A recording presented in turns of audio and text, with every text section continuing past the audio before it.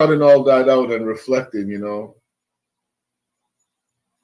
was tough, man. But I said, I watched the show. I saw you guys still running the show, like, not to say that you said Roberto in here, fuck it, let's do this, but I saw you guys going good and it was entertaining to me. So I'm like, yo, I thought about maybe stopping when I didn't do my other show. Mm-hmm. And I said, I wish Nzo the best, man. He has a following. I know he could do this without me. And that's it, bruh. This is my last show. So we did talk about that. Roberto did tell me that. And I told him, I'm like, listen, man, OOC ain't the OOC without you. I know you were gone and maybe you reflected, you want to do other things, but this is going to be the last episode of the OOC. But not only... Hold on. Yeah. So what am I supposed to do Wednesday nights? I don't know, JG, because I went through some things and I was thinking, okay, so maybe I'll continue to do it. Maybe I'll do something else. But then I came to a conclusion too. I'm done. I'm done too. The YouTube stuff and all of this stuff that we're doing, I can't. I enjoy chilling. I enjoy doing certain things. And when I get to do the stream, sometimes it just feels like it's work. And I never wanted YouTube to ever feel like it was work. And it feels like it's work. And I'm done too. That's it.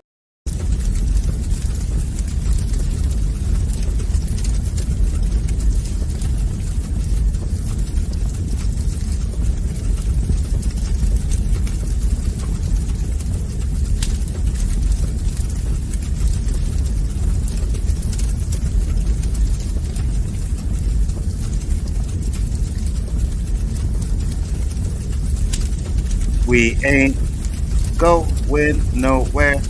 We ain't going nowhere.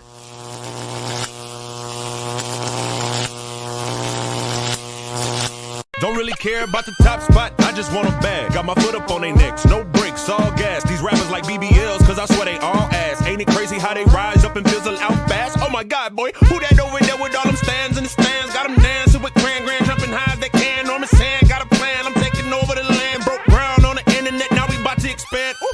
Dropping bombs, Palestine, Iran, yep. They told me I couldn't, but knew I can. Yep. Hey, tell Sam that I'm coming for the green eggs and ham, and I'm sticking to the script like cooking with no Pam. Good Lord, we was just finessing like scams. Now I got them jumping to this old school jam. Serving you lyrical, though we cut it by the gram. Ain't nothing short of a miracle how we came up on the gram. Tick tock to the clock, watch it go blam. Break it down for them, let me help you understand. I'm doing what I can according to God's plan, but sometimes I feel they want me to hop out the van. Mask on in the hood like the Klan. Popping out like Tio Chico, my eyes on a band. OJ gloves on, we snatching everything we can. And if we see you on your toes, we getting dirty like Dan. Yo.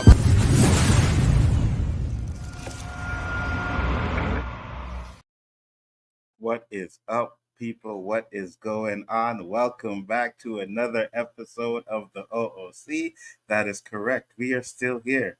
If you guys didn't see the little clip at the beginning, we were fooling around. We ain't going nowhere.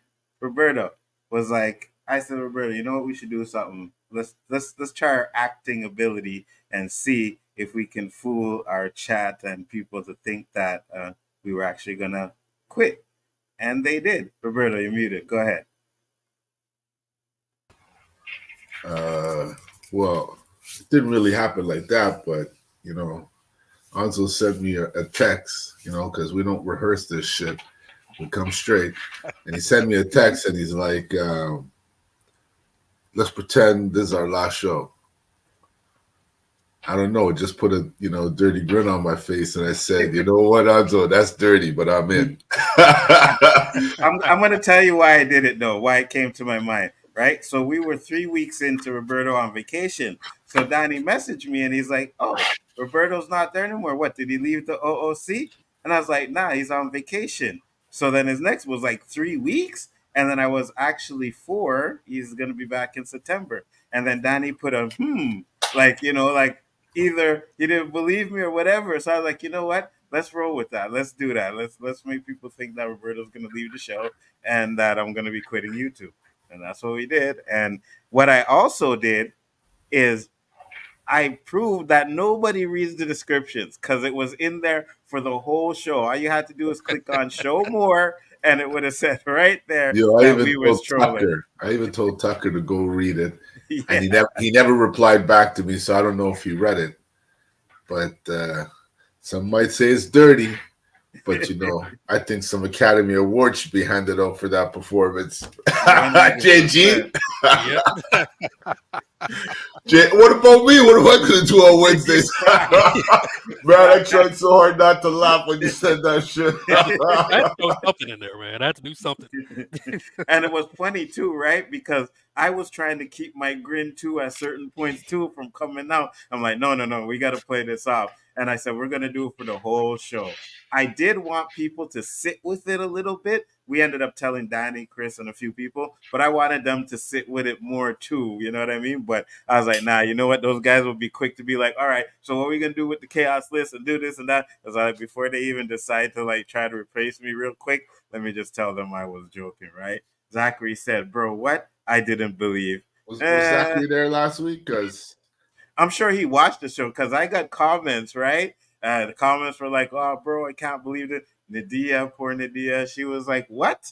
And she was like, oh, thank you guys for having me on your platform. And because it was a comment on YouTube, I didn't want to say, like, go read this and that. So I just said, thank you. You know what I mean? But yeah. Well, I could see evidently just based on the amount of people in the commentaries, we do have our regular startup people and they ain't here. So obviously we got them. Absolutely. 100%. Hopefully, they'll read the comment one day or word will get around because, we're so popular, people talking about us and shit. Facts. And you'll find out that we're still here. Please come back. Danny says, stinking Canadians, y'all make me sick. JG too. Wow, you see, JG, how we talk to you? And you're the man that be kissing Danny behind on every stream we on. And you see how he said you make him sick? Unbelievable. Horrible, man. Absolutely. Top it off.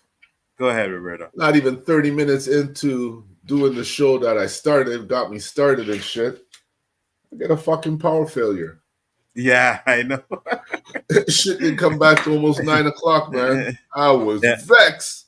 Yeah, the first square one we were doing, and just as it started, Roberto's power went out. I was like, dang. Well, at least it was square one. It wasn't the OOC. You know what I mean? I hear you. But the football gods, they were generous, They said, we feel for you, Roberto. Yeah, whatever. What we're going to do is we're going to have your kicker score 31 points. Oh, my God. Also, I know this ain't a sports show, but I didn't have my sports fix, so I'm going to get it out here. I gave up. I didn't even look. I said I'm going to look on Tuesday, so I'm playing week 2. Remember I was saying, week 1's nothing. You win, you lose, whatever, I already wrote it off because I saw it said I had 1% to win. Mm-hmm. That's fucking dirty. 1%. They didn't even give me like 5 or nothing. I said, okay, no problem. I wrote it off. I'm watching the game. I'm like, fuck, I wonder who has a San Fran kicker, man. This guy's kicking no fucking field goals, I opened up Tuesday to play my fucking team. I see I'm 1-0. I said, who was playing? I go back. I said, oh shit, I have the kicker.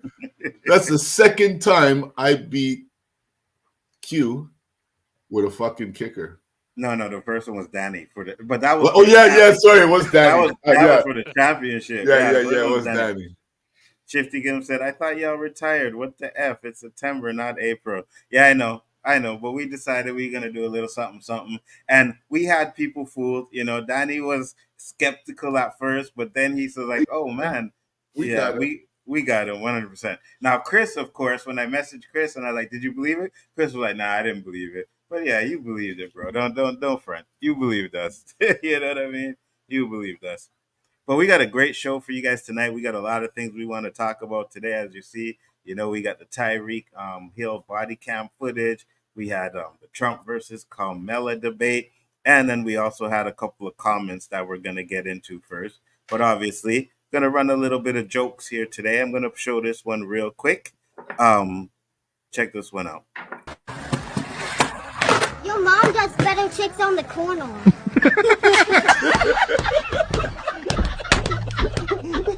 South the season. I see that one. You seen that one? Yeah. She's Roberto said Tyreek Hill was wrong. Oh yeah, we're gonna get into that, Robert. Sorry, Mr. Storms. Yeah, we're gonna get into that too. Because I have something to say about that as well. You know what I mean? So yeah, definitely make sure to tune in for that. Look what we pulled in, quitting our show. It's Storms, long time no see, yo. He gave the police attitude right off the start, and he escalated situations.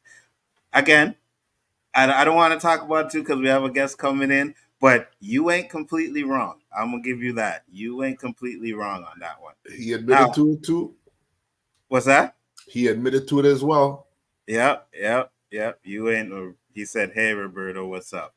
What's good?" Now, for those of you who are my age and Roberto's age and a little bit younger, a little bit older in your 40s, check this out.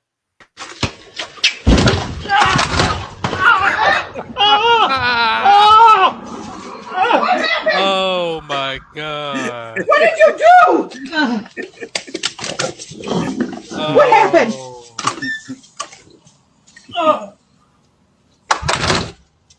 Man, you dented the fuck out of your truck. Oh. Do you need me to call an ambulance? No. What did you do? I fell. Well, I know you fell. Did you see that one too, Roberto? That guy did not look 40. and that's so fun. That shit ain't happening to me. I'm sorry. I don't even have to knock on wood for that one. Did you see the way he tripped though? Like I do understand that shit. The older you get, the slower you fall down. Because you're trying to prepare for that shit. Instead of just tucking and rolling, you're trying to cushion it when you have no more cushion left. And bro, this man went head first into his truck. Now I can admit I've had some falls, so that's why I put that up there. You know? Oh no, not even on that, bro. One time, man, we were down there and we were looking for Ghostface, right? So you see my little ottoman back there, right? I was standing on a ledge, maybe a little bit higher than that, and I was on my phone, so I was looking for the thing at the same time. And when I took a step, there was nothing underneath that foot, bro. And I dropped down, and people were. It was a crowd of people. Okay, I was. When I say there was a crowd of people, bro, like there was people sitting because the step was long, right? So there was a bunch of people just sitting there. There's people walking around like this is in the middle of downtown. Phone went flying. Girls started laughing. Yeah, it was absolutely horrible. I can imagine. It was absolutely horrible. One thing, you know. Now you guys remember Punch Out, right? Yeah. Check this out.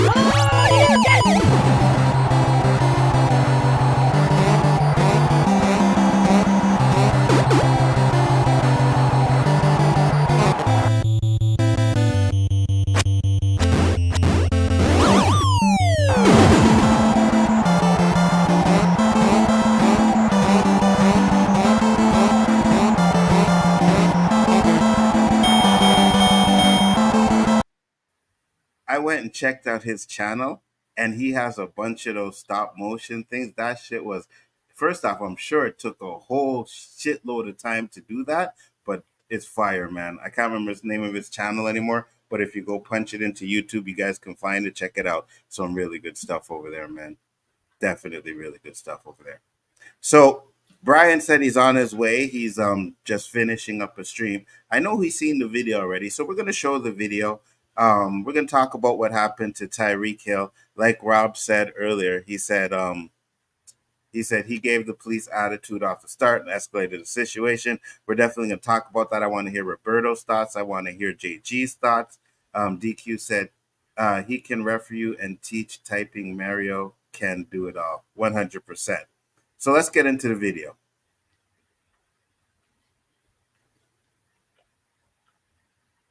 Now, this is a part that they don't show online, right? It starts off with the cop, but that was him that just sped by. So right then and there, he's speeding. Okay, so let's just get that out of the way. He was speeding. Where's his radar? I don't even think he had it, to be honest with you. You can't be blurting out speeds that I was doing unless you had a radar, officer. I feel you. You were doing 60. What up, Dewan? What up, DQ? Thank you guys for popping in. Always a pleasure.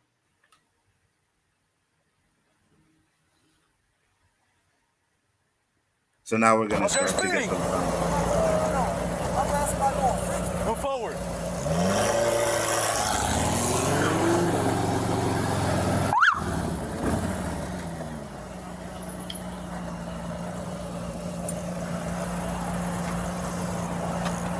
Yeah, we got him here.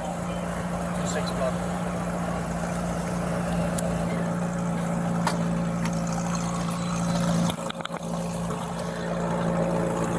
Right. Bro.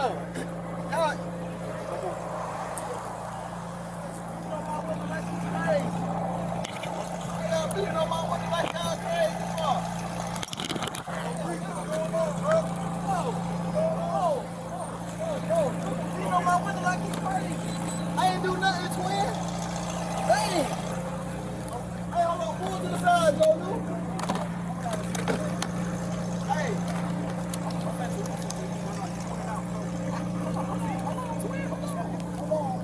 I just had surgery on my knee. I just had surgery on my knee, bro. I just had surgery on my knee, bro.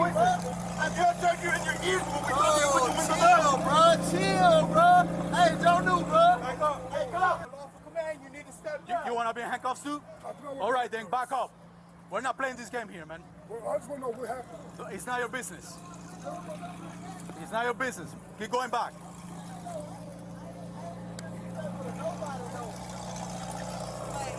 Hey, get back in your car before you get a ticket. Get back in your car and leave. You gotta go before you get a ticket. I'm not driving. Who's the driver? Let me have your license. I'm leaving. I'm not playing. Let me have your license. Leaving. Yo, your license right now. Sir, what's going on, your license man? right now. You're not gonna give me your license? Hey, You're not gonna give me your license? I'm leaving. Let me have your I'm license. leaving, Your man. license right now. Sir, you want me to Hey, leave? your license right now. I'm leaving. Or I'm gonna lock you up. Your license right now. You just told me to Your leave. license right now. You're dealing with me now. Sir. Your license right now. We're not playing this game here, man. What's the end goal, man? My license in my bag. Let me get All my right, bag. go get your license. Let me get my bag, man. Close that door.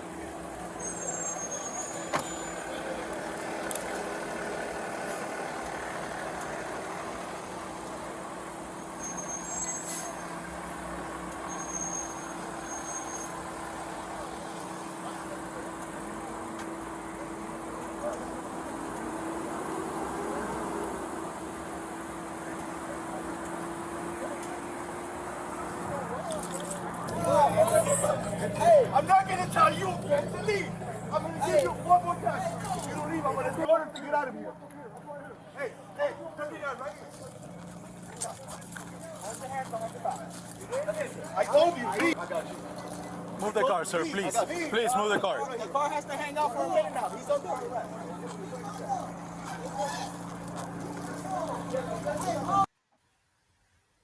All right, so that's the video. And to be honest with you, I didn't even know, but they have like a full 25-minute video, more interactions, really not too much. I cut it down to the 6 minutes. Roberto, what are your thoughts on this video? Again, as Storm said, it could have been avoided. But as I mentioned on Instagram to somebody who said, this is what happens when you don't abide and obey. I seen the same thing happen, but it was an older white guy. A cop told him lower his window. He said no. Cop told him again lower his window. He said no. He did not end up lowering his window. He ended up putting his license to his window. The cop had to take his flashlight, read it, see that he's okay, ask him why he didn't open his window. The guy didn't answer him. Man, okay, you're free to go. Mm-hmm. Okay, his windows were tinted. Mm-hmm. I don't think the cop hit on his window excessively. He only hit on it once, unless I missed something. Mm-hmm. No, he like he didn't bang on it. He knocked on it, He knocked right? on it, Yeah. like Then he they do, rolled like down they the window. knock on your door. No different than any other way they knock. They come Mm-hmm. with aggressiveness, And And then, yeah, go ahead. what kind of doesn't work in Hill's favor is prior to the video coming out, he was saying he was respecting the police. Mm-hmm. He didn't do nothing disorderly. Mm-hmm. Mm-hmm. To me, he was disrespecting the police. I don't tell the police when the cops pull me over, yo, hurry up, give me my ticket, let me be on my way, because I know I'm going to be there for an hour. Exactly. Doesn't matter who you are. If you're a celebrity, they might have even more animosity. 100%. What do you think, JG? Yeah, this is one of those situations where officers could have practiced a little more restraint. Mm-hmm. Probably so. But I mean, officer cuts my window, bangs them, knocks on my speed, and I know, okay. JG, you're chipping out. So what? You're chipping out, brother. Yeah. Yeah, you're breaking up. We can hear you, and then you chip out, then you break up, then you chip out. So I agree with you guys too, right? And I'm going to show a couple of videos. I want to get a different perspectives on it too. Like, I have Shannon, I have Stephen A, and I have Kwame Brown that have their perspective on it. And I want to play those videos so that you guys can hear what they have to say. Who do you agree with? Who do you not agree with? But at the same time, overall thoughts. When I first seen the video, I told Danny, I'm like, I'm probably going to be defending the police. He was like, yeah, right. You know what I mean? I was like, well, it's not the first time we did it, but I do agree.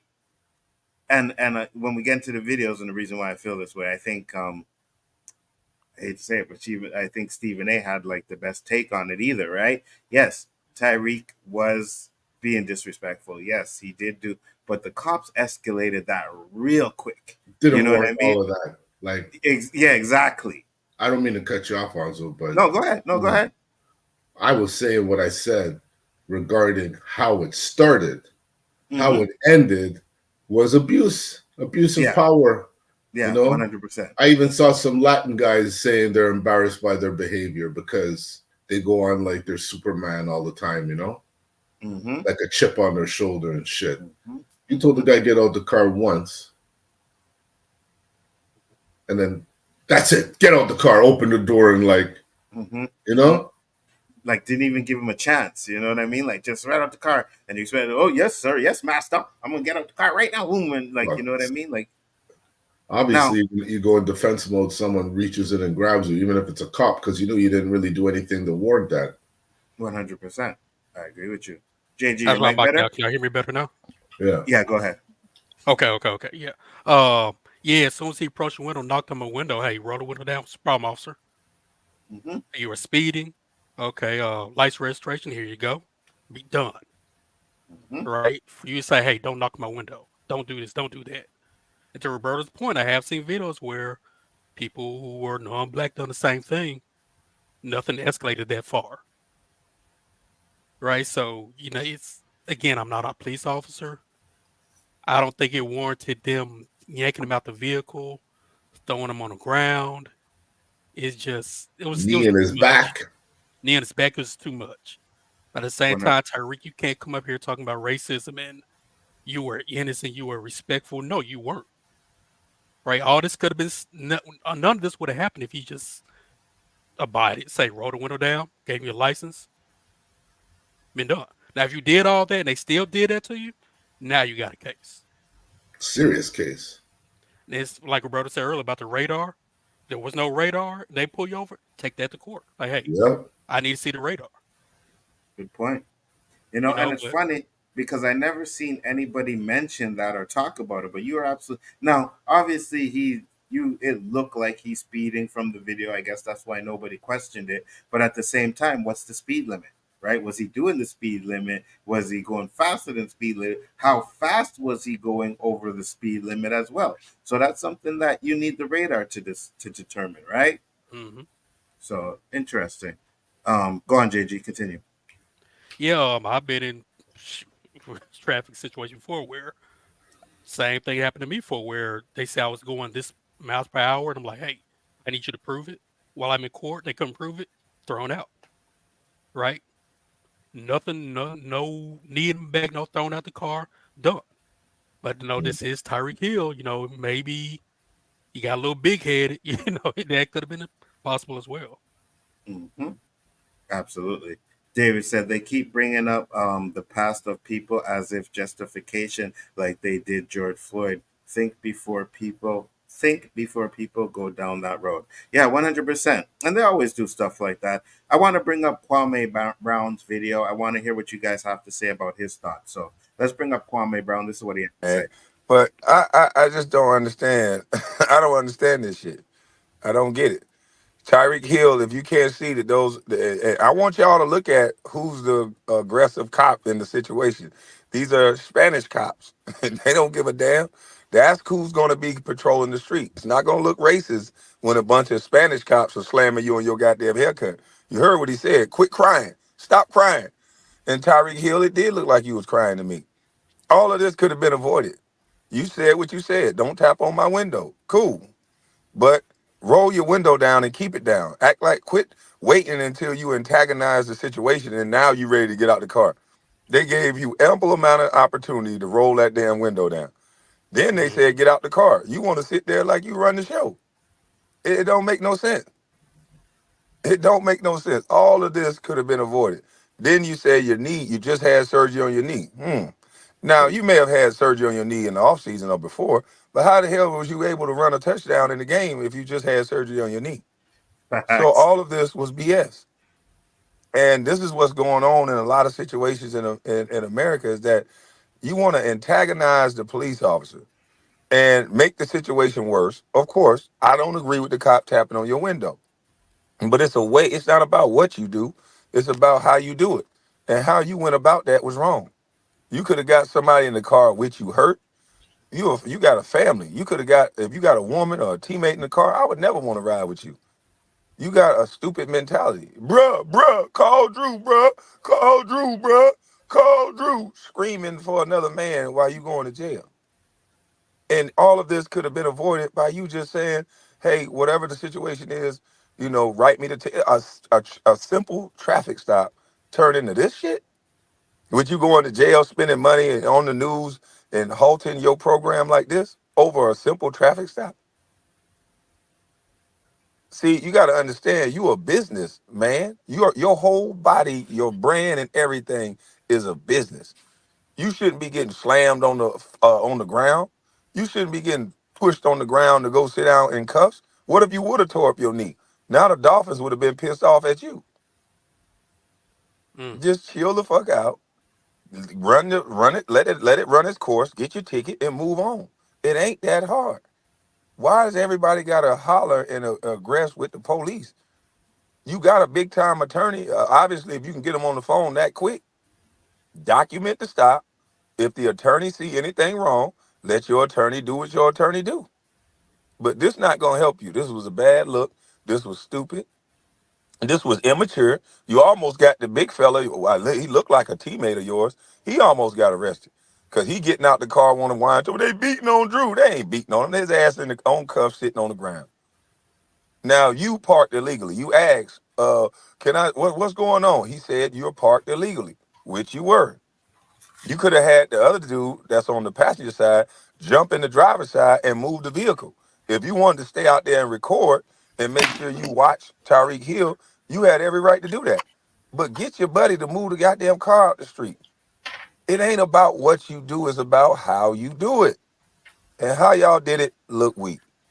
There is nothing to see here. There's no racism and all this other stupid shit that y'all doing. Yes, there is. Just stop acting like immature kids. So I was watching that and I agreed with some of the things he said when he said it's not racism. 100% it is. 100% it is. They were way too quick to do what they did to him. Now, I do agree that Tyreek did, like we said earlier, he did escalate it. He could have been more, I guess you could say, compliant. But at the end of the day, I do believe that the cops did that because he was a black man driving a nice car. Yes, I think it was actually racism. That's why he got triggered so quick. Go ahead, Roberto.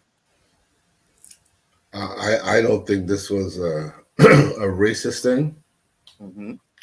because again, had he just went about it the way parents teach their kids to do it, we already had a show about this. Mm-hmm. Cops pull you over, just do what they ask. They tell you put your hands on the wheel, put your hands on the wheel. Don't let your ego get involved, because your ego gets involved, you're going to eat concrete. You're lucky you're not eating concrete from the get-go. So why the fuck are you pushing the narrative? Just go along. Rolling honestly, he provoked the attitude. If I was a cop dealing with, celebrities and people who think their money's all that and they're always going to be treating us like we're scraps, I'm doing my job. There's nobody that can, especially with tinted windows, have a cop tell you to put down your window and you could put it back up and he's not going to tell you to put it down. How do they know what you're doing in your car? This is just common sense. Now, the aggression to pull them out of the car the way they did, I don't think that was required. I don't honestly think that if he was a white guy, if that would have been Tom Brady, or if that was Gronk, or I'm trying to use a celebrity in the same field, I don't think that it would have been the same outcome. 100%. They might even have been buddy on the side. Mm-hmm. Said, could you sign this for me? 100%. Which goes to the case as a racism then, right? The race car has been pulled into play so many times. When it's actually in play, you can't even really use it because we used it so many times where it wasn't in play. Mm-hmm. That's we even had a show about that, Nzo. Yeah. No, I agree with you, but if you're saying that you don't think that the situation would have been the same if it was a white guy, then that's racism. Like there's no hands about that, right? Like if you think it would be different. Now maybe it wouldn't have been. Maybe it would have been the same way. But I think we've seen enough of these videos, enough of these things to say, hold on. Yeah. We could say maybe if it's just an ordinary white guy. We said a white celebrity. Yeah. 100%. Same stature. Yeah. As Hill. I don't think that would have happened. I really don't. You said, somebody tried to make comment about the golfer, Shifley. Mm-hmm. This guy's the number one golfer in the world. He had a little shit where he got pulled over going to a tournament. The cop told him to pull over. He mistook it for something else. He drove away. They literally arrested this guy, took him to jail, booked him, had him in the outfit and everything. Mm-hmm. Now, if they did that to Hill, definitely people would be crying racism 100%. But this happened to a white guy, the number one golfer in the world. Like, it's not like you don't know who this guy is. Mm-hmm. Maybe you don't, but No, I don't. And I don't know the situation either. Right? Same thing, but they didn't have the camera view like they did with Hill to say that Shifley give him the same kind of attitude, like, yeah, I'm number one in the world. Let me go. Just send my ticket in the mail kind of thing. Or was he like just really misunderstood what he heard and drove off? Mm-hmm. But they took his ass to jail. They took his fingerprints and everything, man. Yeah, Tyreek went to jail. They let him go though, right? Because he played in the game. But he said, "Are body cams good idea or bad idea?" They're a good idea, 100%. At least I think they are. You guys? I see enough times where body cam shows the proof and the outcome's different. So body cam helps, but it ain't the cure. It ain't the be all to end all. Let the punishment be all tell all, and then the camera will be more effective. I agree. JG, your thoughts on the camera and what Kwame said? First, Kwame Brown. I mean, I watched. You're chipping out again, brother. That's that American internet. You know what I mean, Roberto? Shit. That's that American internet. Accountability isn't happening. I agree with you. A lot of people don't take accountability for the action. The cops ain't gonna take accountability for those action. Tyreek already ain't taking accountability for his actions as well. You know what I mean? So JG, oh, go ahead. I was gonna say keep your thoughts. I'd play the next What video. about now? But What? Better now? yeah, go ahead. Better now? Yeah, you're good. Yeah, I watch his show a lot. Nope, not better. You said you watch it. It starts off with you say I watch this show and then lot it cut off. What about now? Can you hear me now? I can hear you now. Better? I can hear. Watch him. I'm Go saying really. You're in and out. So move on. I'm gonna go. I'm fine. Yeah. Maybe try to come back in or whatever. I'm gonna play or try to fix it there, and just keep an eye because I want to play the next video. We have Shannon Sharp's take on it, so let's listen to what Shannon Sharp had to say. Well, we all three agree there. We said it yesterday. This force was excessive. Oh, my bad. That was Stephen A's part. We'll get into that later, but I want. So that was Shannon Sharp's take on it. What do you think, Roberto? Again, I said it was a bit excessive. I mean, they have their takes. I think it's a little too one-sided, but again, did you hear what he said? When I get pulled over, my window's down, all my shit is ready because he's following the protocol.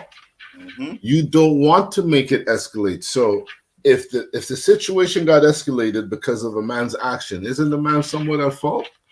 100%. That's all I'm saying. 100%. 100%.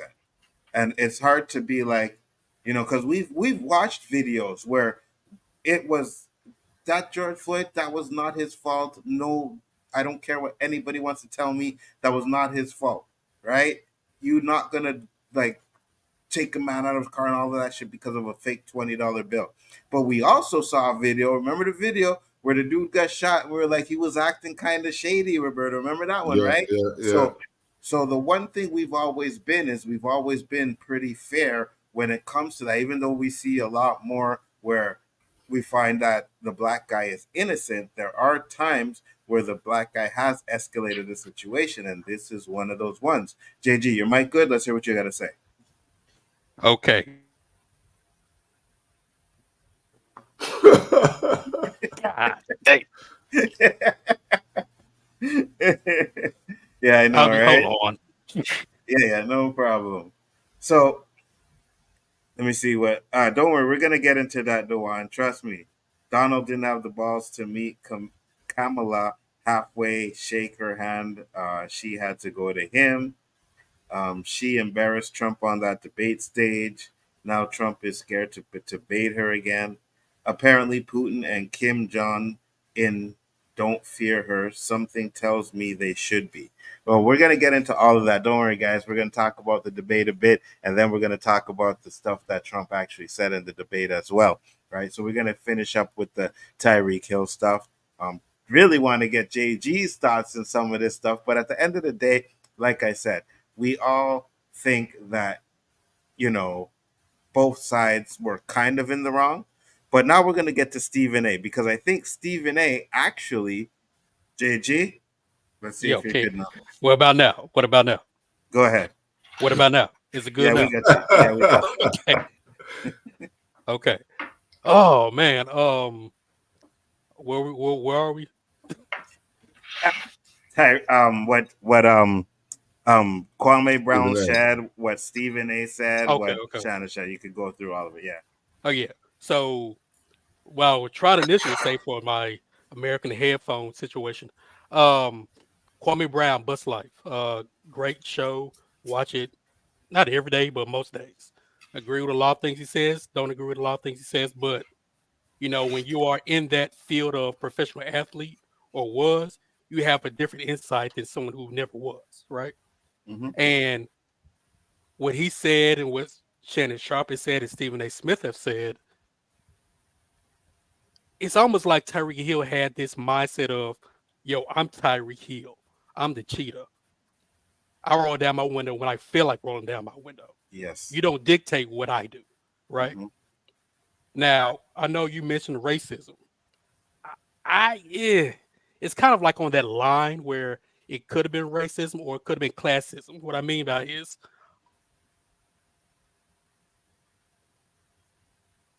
show him something. I'm going to throw him to the ground, put my knee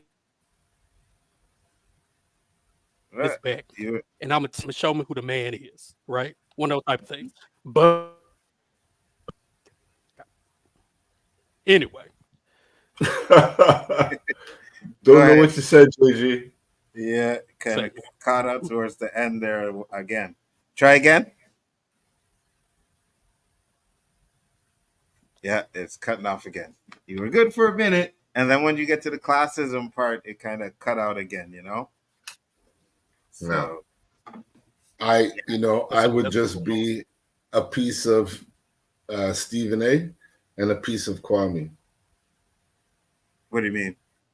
I'm a bit of both of them combined. Oh, I got you. I start off like Stephen A. and I finish like Kwame. I feel you. Or start off like Kwame, finish like Stephen A. Exactly. Right? Yeah. And we got one more. It's Wilbar. He chimed in. Does it raise in your mind? I don't have any questions. I'm old enough and have lived long enough and have driven while black long enough. I don't have any questions. The police acted with excessive force. I don't need anybody to tell me to say allegedly. No, we got the video. They reacted in excessive ways from 1 through 10, from A through Z. Having said that, more than one thing can be true. If Tyreek Hill rolls down his window, he might have diminished the chances of that happening. I say might, because when you're driving while black, DWB as we call it, you don't have to provoke police, particularly in certain places, to get dragged out of your car. So he might have gotten dragged out anyway. But he did not attempt to mitigate those circumstances by lowering his window, which goes to a conversation many of us have to have now with our 16-year-old sons about what happens when the police stop you driving while black. So more than one thing can be true, and I think that is absolutely the case here. And again, like a lot of these guys are saying the same things that we've been saying. You know what I mean? Were the cops excessive? 100%. But at the end of the day, I honestly believe that Tyreek could have squashed the situation, right? You shouldn't even have tried to roll up your window, bro. Like, you know not to, like, we know not to do that. Roberto, our cops here aren't even as bad as in the States, right? But we know that we don't roll up our window once they tell you to roll it down. Unless it's raining. That's the only time. And you're gonna tell the cop, listen, you might not roll up my window, I'm getting drenched. Exactly. In here. Yeah. Just so they know, you know. 100%. That's how you know you have no choice. You know, it could be another disobeying an order, another fine. Now, I think JG mentioned it. And do you agree with him that, you know, it's because I'm Tyreek Hill. This is why I'm going to do what I want to do? Yes, of course. Look, just to start off, did you see how he lowered his window? Yeah. Like maybe a quarter inch. And I think what people are forgetting too is the cop kept saying, why don't you have your seatbelt on? Why don't you have your seatbelt on? And then when he rolls up the window, I don't know if you guys noticed it, but you could kind of see in, and he's putting his seatbelt on. Yes, I saw that. Right. So again, you're speeding, and then you don't have your seatbelt on. And then you want to roll down your window and act like you are better than anybody else. That's a big issue. Maybe he didn't lower his window because he knew he didn't have a seatbelt on. 100%. JG? What about now? We can hear you. You're good till you're not, bro. Okay. I was just thinking about something while trying to figure this. Can you hear me? Yeah. Go ahead. Okay. I was thinking about something. Wonder if, because I know in Tennessee we have this, what if there was a radar further down, right? Clocking people, and as he's coming towards the guy that chases him, that's when he got pulled over. I was thinking about that because I know here in Tennessee we have that, but We have radars too, but they got to yeah. put up a sign saying there's a radar, you know. And I'm sure that's not his first time driving down that street either, because that looks like the route to the dome. Yeah. I think it was. Now, I wonder if he was late to the running late or something because I know when I was working security at the FedEx Forum, Grizzly players, man, they would be flying down. They're trying to get there.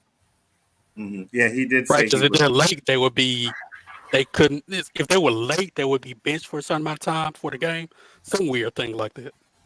Yeah, Or he play did a say he fine or was running something. late. Yeah, he Yeah, did say see, he he was. probably was speeding. He was. Yeah. Mhm. But again, like you said, I got caught speeding and I beat it because he didn't have his radar out. He just finished giving somebody a ticket and determined that I was speeding. It's not how fast I get to 50, it's what I'm doing. You Yeah, no, know? I feel you. Mm-hmm. So if I Yeah, aggressively, get up to 50 and I stay at 50, I'm not speeding. I feel you. And then again, we also don't know what the speed limit it was either, right? Mm. So that's a big thing too. Like, what was the speed limit? How fast was he doing? But I think Mm-hmm. because to your point though, JG, like and like you said, they could have had a radar somewhere down, and they, radioed in, "Hey, black car speeding." You know what I mean? And then they passed those cops, and that's what happened, right? Because I remember we were traveling on it's our Champlain Bridge. Roberto knows it, right? Early one morning, and we passed a RCMP, and he, like, as soon as we passed him, he came out and he started following us and pulled us over because her plates was needed to be renewed. They were expired. So I believe that there was a camera or something that caught the picture and realized that the license was suspended and caught us before we even got over that bridge. So I think, to your point, it's a possibility that they may have clocked him speeding somewhere, and they had like another checkpoint, and they said, "If car's coming your way speeding, you need to stop it." So that could be an issue. Mm. That could be I it. mean, either the case, he should have just comply, roll the window down, and if then take himself. That's the JG we got tonight. Facts. I don't know what you're using now, JG, but it's chipping out again, brother. Yeah, I don't know. It's all good, man. It's all good. We get what you can, you know what I mean, and speak out. You gotta fix that American. You know why? I'll tell you why. Because you didn't do your intro. That too. That You too. got to keep it up, man. Got to keep the routine up. I'm superstitious. I don't know the like way it's that. popping. You might not be able to hear. You know what? At the beginning and when we were backstage, you were fine. So I don't know Yeah. what happened. Yeah, But I'm using my phone right now, so I don't know what's going on. Oh, you're using your phone now. Okay. It's probably just bad internet connection or something. You guys have a storm out there or something? I guess not. I know New Orleans is getting hit by a storm. Yeah, I know. Well, I mean, at the end of the day, I do think that, at the end of the day, Tyreek did kind of messed up. What's going to come of this? I don't know yet. Because they didn't keep him too long. He was able to make it to the game, right? And they say he's playing Thursday. And you know what's funny? And we didn't mention it, but he's talking about he just had surgery, and then he's going out and playing football and running for how many touchdowns? 2? That's what Kwame said. I agree with what Kwame said. That's why when I first seen it, I was like, wait, did this happen before or after the game? You know what I mean? So I'm like, oh, it happened after the game? I thought it was before the game. It was before the game. It was before the game. Because why else would he be flying? Yeah, it was before the game. Sorry. And I'm like, that's what I'm saying. I'm like, this is before the game? So you complaining about your knee and stuff, but you're going to go play a football game and, you know what I mean? Like, come on, bro. I just think it was a little bit too much for that. So I just think he was worried that by the cops pulling him down the way they did, that's how you could, pop your what you call it, in your knee. Yeah, that too. But again, if he had complied, did what he had to do, he probably None of that would happen. or we at least would have had more in his favor if he complied. I agree with you 100%. JG, you there? JG? Can you hear me? Yeah, little bit. I need you for the next one, so maybe try your computer again. Because I'm going to need you for this one. But thank you guys. That was a great topic over there. I appreciate it. Now we're going to get into something that happened yesterday. And yesterday we had the Kamala. Kamala. Isn't it No, Kamala? No, Kamala. Kamala Harris? Yeah, what up, Tony? What's going on? Yeah, Kamala Harris and What's Donald good, Trump Tony? debate. And I watched it, right? Because I watched this guy, Amazing Lucas, and he was streaming the whole thing. So I watched it, did my stream, and then I went back and watched it again. And I'll say this, right? She absolutely won the debate. Their hands down. There is no doubt in my mind that she won the debate. But what I will tell you is Trump at least debated, right? What usually when you see a debate with Trump, he's always disrespecting, oh, you're older, this and that, this and that. I was like, okay, Trump's actually debating, right? And I heard it's because they told him not to say certain things or do certain things. Now, Trump is Trump, and Trump is going to end up messing up, which he did, right? So we'll get into that first. Let's see. He said they're eating the dogs. Yeah, we're gonna get into that. JG, let's hear you. Okay, can y'all hear me now? Yes, we can. Okay. Good. So now we're getting into the Trump and Kamala debate.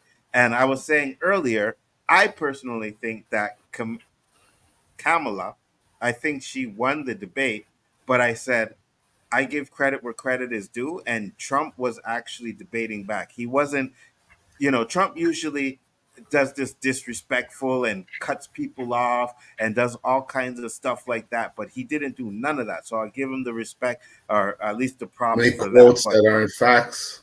Oh no, he did that. We're gonna get into. Oh yeah, that. of course he did that.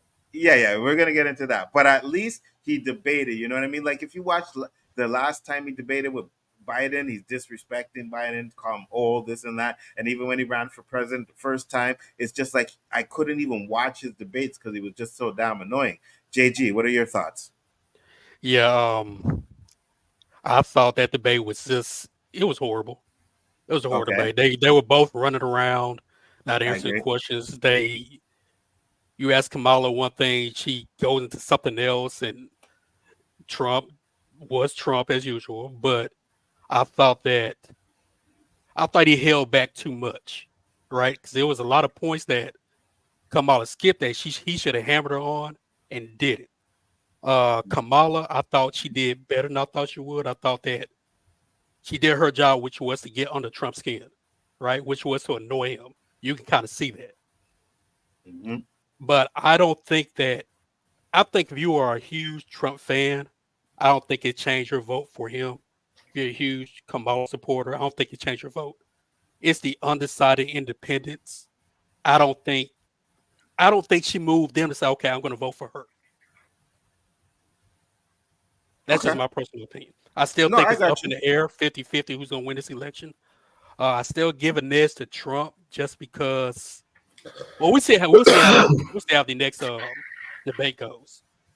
If there is a debate, because Trump might not want to debate her. He doesn't want to debate that again. You know what I don't think he wants to debate her because we all heard, I don't know if you guys heard a lot of speculation, which one of the people was a sorority member of hers. The whole thing with her husband in that broadcast, it's a whole lot of conspiracies with all that. So of course, there's always going to be it's always going to be some conspiracy, right? Yeah. And here it is that Trump is doing it again, right? Talking about, they had their fact checkers on there. Well, yes, they did have their and they need to have their fact checkers when it comes to Trump, because Trump is 100% the guy that perpetrates that fake news bullshit.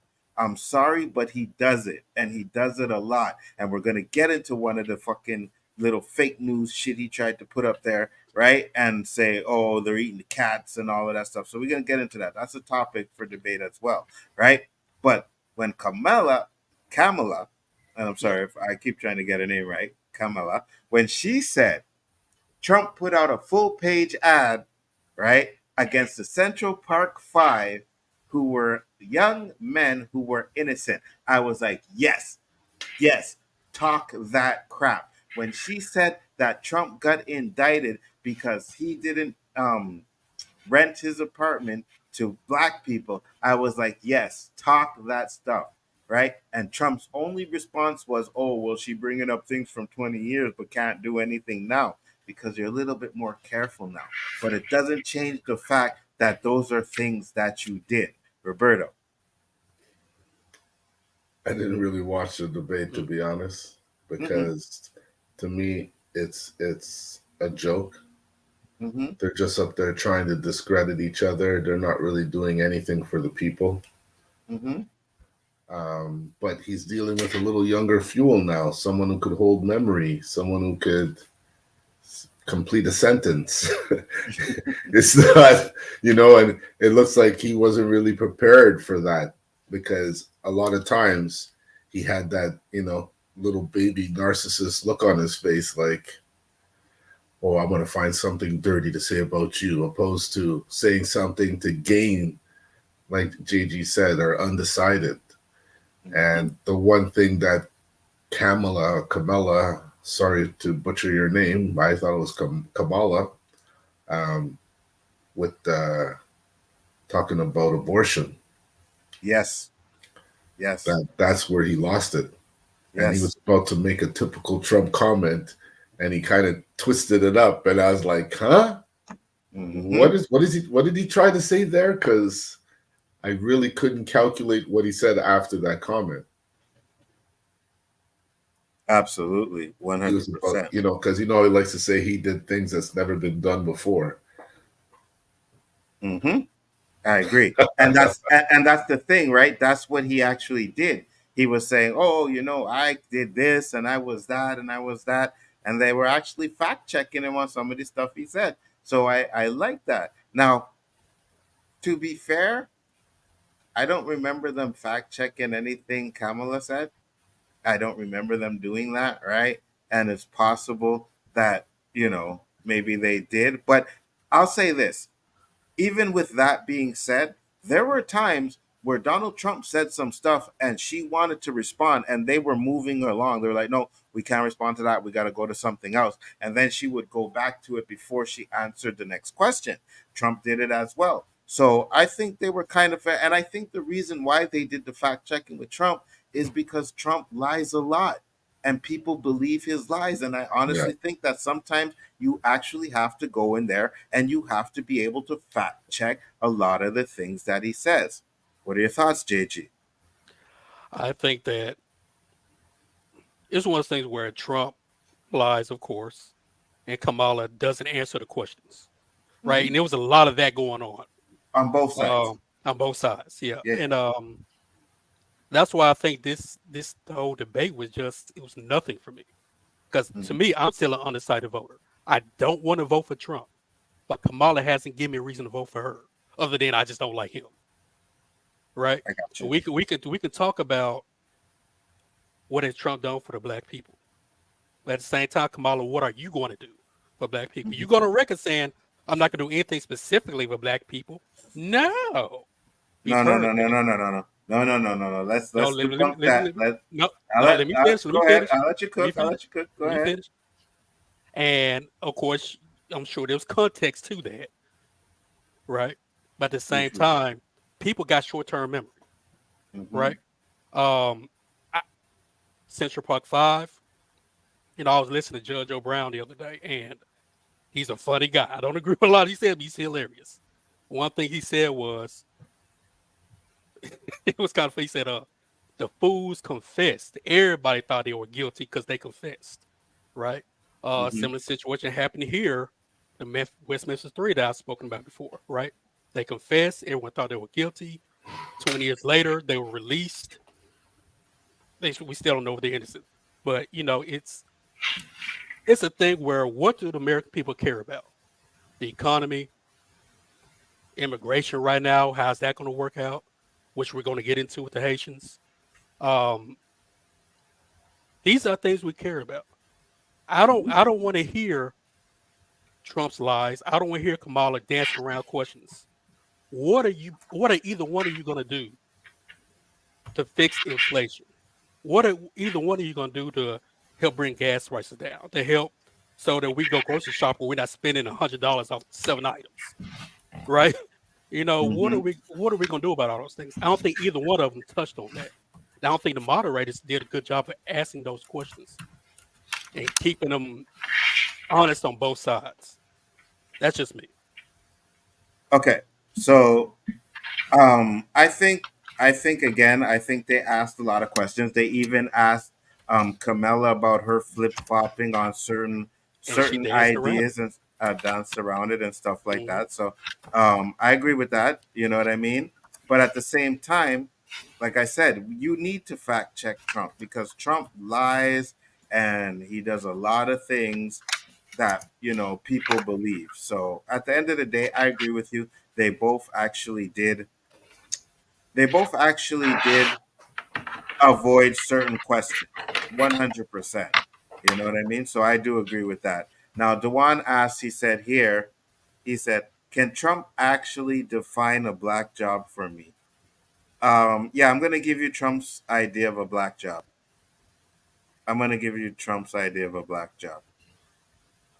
Here's Trump's Can she define a black job? Trump said it. She didn't say it. Trump said it. This is Trump's idea of a black job. I know she didn't say it, she's not going to say it. This is Trump's idea of a black job. All right? That's it. Here's another one. Hold on. Here's another one. There's another example of Trump's black jobs, okay? Like, let's be real here. When Trump says black jobs, he is talking about those crappy jobs, right? Because he's like, oh, the Mexicans or whatever, they're coming over here and taking your black jobs. Okay, so let me ask you this. What jobs are the Mexicans doing? Cutting grass, doing low labor stuff. You know what I mean? So those are the jobs that Trump thinks are our jobs. That's what I'm saying, So you said, can Kamala answer what a black job is? She didn't say it. She doesn't have to, right? She doesn't have to. Okay. It is Trump that mentioned the black job thing. That was his issue. He said black. He should have never put I'm trying to think of the word, but he should have never said, they taken away. He should have said they're taking away jobs from Americans.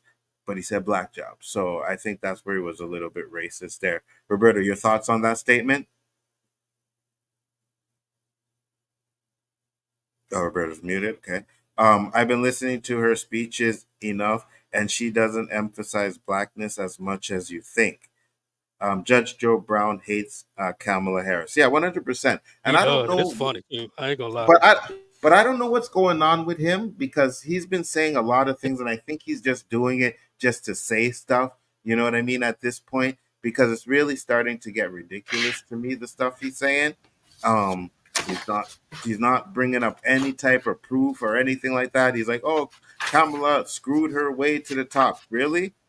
Did she really? Joe Brown? You know what I mean? So, you mean what? He did. I don't really care. Let's stay. Chipped out again? But yes, that's the thing. That's the thing. You said you do, and I heard you say you don't really care. And I agree with you. That's not important. Right? That's not important. And I watched Lucas, and he said this one time, and I'm like, you are correct. This is it. What's going on is Negroes is happy that she's black. Right? She's black and a woman. And then you got Negroes who are talking about she's not even black. Those are stupid fucking talking points. I don't know who needs to hear this, but when talking about Kamala Harris, her blackness, I only see fucking FBA and ADOS goofy niggas saying this stupid shit, is irrelevant. It's irrelevant. This literally has no bearing on anything. Nothing. Fucking nada. Get over this, please. And again, he is 100% correct when you say that it has nothing to what you guys, like you said, JG, should be the most important stuff is what's going on with the US economy. But you have people running around X and running around all these platforms. I'm not voting for her. She's not black. She's not this. She's not that. First, let me get Roberto. What are your thoughts on that, Roberto? So when a right president gets elected, he's only supposed to look out for white people. Exactly. You know. You guys talking about this, I couldn't. The anger I had when I watched it was, I can't even really put it in words. And I'm a bigger guy. I'm a football player, you know, and seeing a guy, someone grab him out and snatch him out of his car, right? So first of all, they didn't show beforehand because you see the other things when they banged on his window. You don't have to roll down your window. That is not something that you have to do. You need to listen to what the cops are saying, but you don't have to do something. And it's not against the law to not roll down your window. You can show your stuff and it'll be just fine, right? But then when he opens the door, he's about to get out. They grab him and pull him out. And then they put him in the handcuffs and they got the knee on his back. He's not fighting them. So why are you doing all this stuff? It's grandstanding, right? And then he tries to drag him down. They try to drag him down and put on his on his knee. He just had surgery 2 years ago. So like, why are you doing all this? And it's 2 blocks away from the Miami facility. So he's doing all this stuff 2 blocks away. And now his teammates are coming to him. Calais Campbell, who is 6'7", 330 pounds, and the guy wants to grandstand in front of this guy, knowing because he's the one who's trained with the gun. And he, you know, I'm worried about him. I'm going to grandstand in front of this guy. If Calais Campbell wanted to be a problem, he could have been a problem. He wasn't doing it, and they still put him in handcuffs. You know, so like the anger I had for this stuff, and people were all talking about Kaepernick, talking about this stuff. Oh, you just blowing this out of proportion. They're all full of shit because no one's saying anything right now. Yeah, so you don't think Tyreek Hill escalated it? Oh, 100% did. 100%. But okay, it's not his job as a private citizen to try to figure it out and being upset and being pulled over. Because first they came up to him and said, hey, you had your seatbelt off. Which, when you go back, you see that he didn't have his seatbelt off. He took his seatbelt off to get his license and registration. Actually, when in the video, it kind of looks like he's putting it on. He's speeding. He was speeding. Yeah, he was speeding. He was definitely speeding. And they showed it from the dashboard. He was definitely speeding. Yeah. That street is 50 miles per hour, and he was going 60. So all Roberto came up with a good point, though, when we talked about it earlier. He said there was no radar. So how did they know he was speeding? Now, you can see it, obviously. We see it. But how do you know how fast he was going over the limit if they had no radar? As soon as they quote a speed limit, that's when it's in your favor when they don't have a radar. Mm-hmm. I don't know. I know in Miami, especially on that strip, I have a restaurant maybe 2 miles away from the stadium over there. They do have overhead like radars. For those drones and stuff like that to kind of figure that out. So I can't say one way or another how that works. It was the aggressive and the escalation by the person who's supposed to be trained. The police officer has a gun, right? He's the one upholding the law. He's the one doing all those things, and he's the one supposed to be trained, not the private citizen. Especially one which you see has nothing on him. He has a tank top on. He's there. He's not.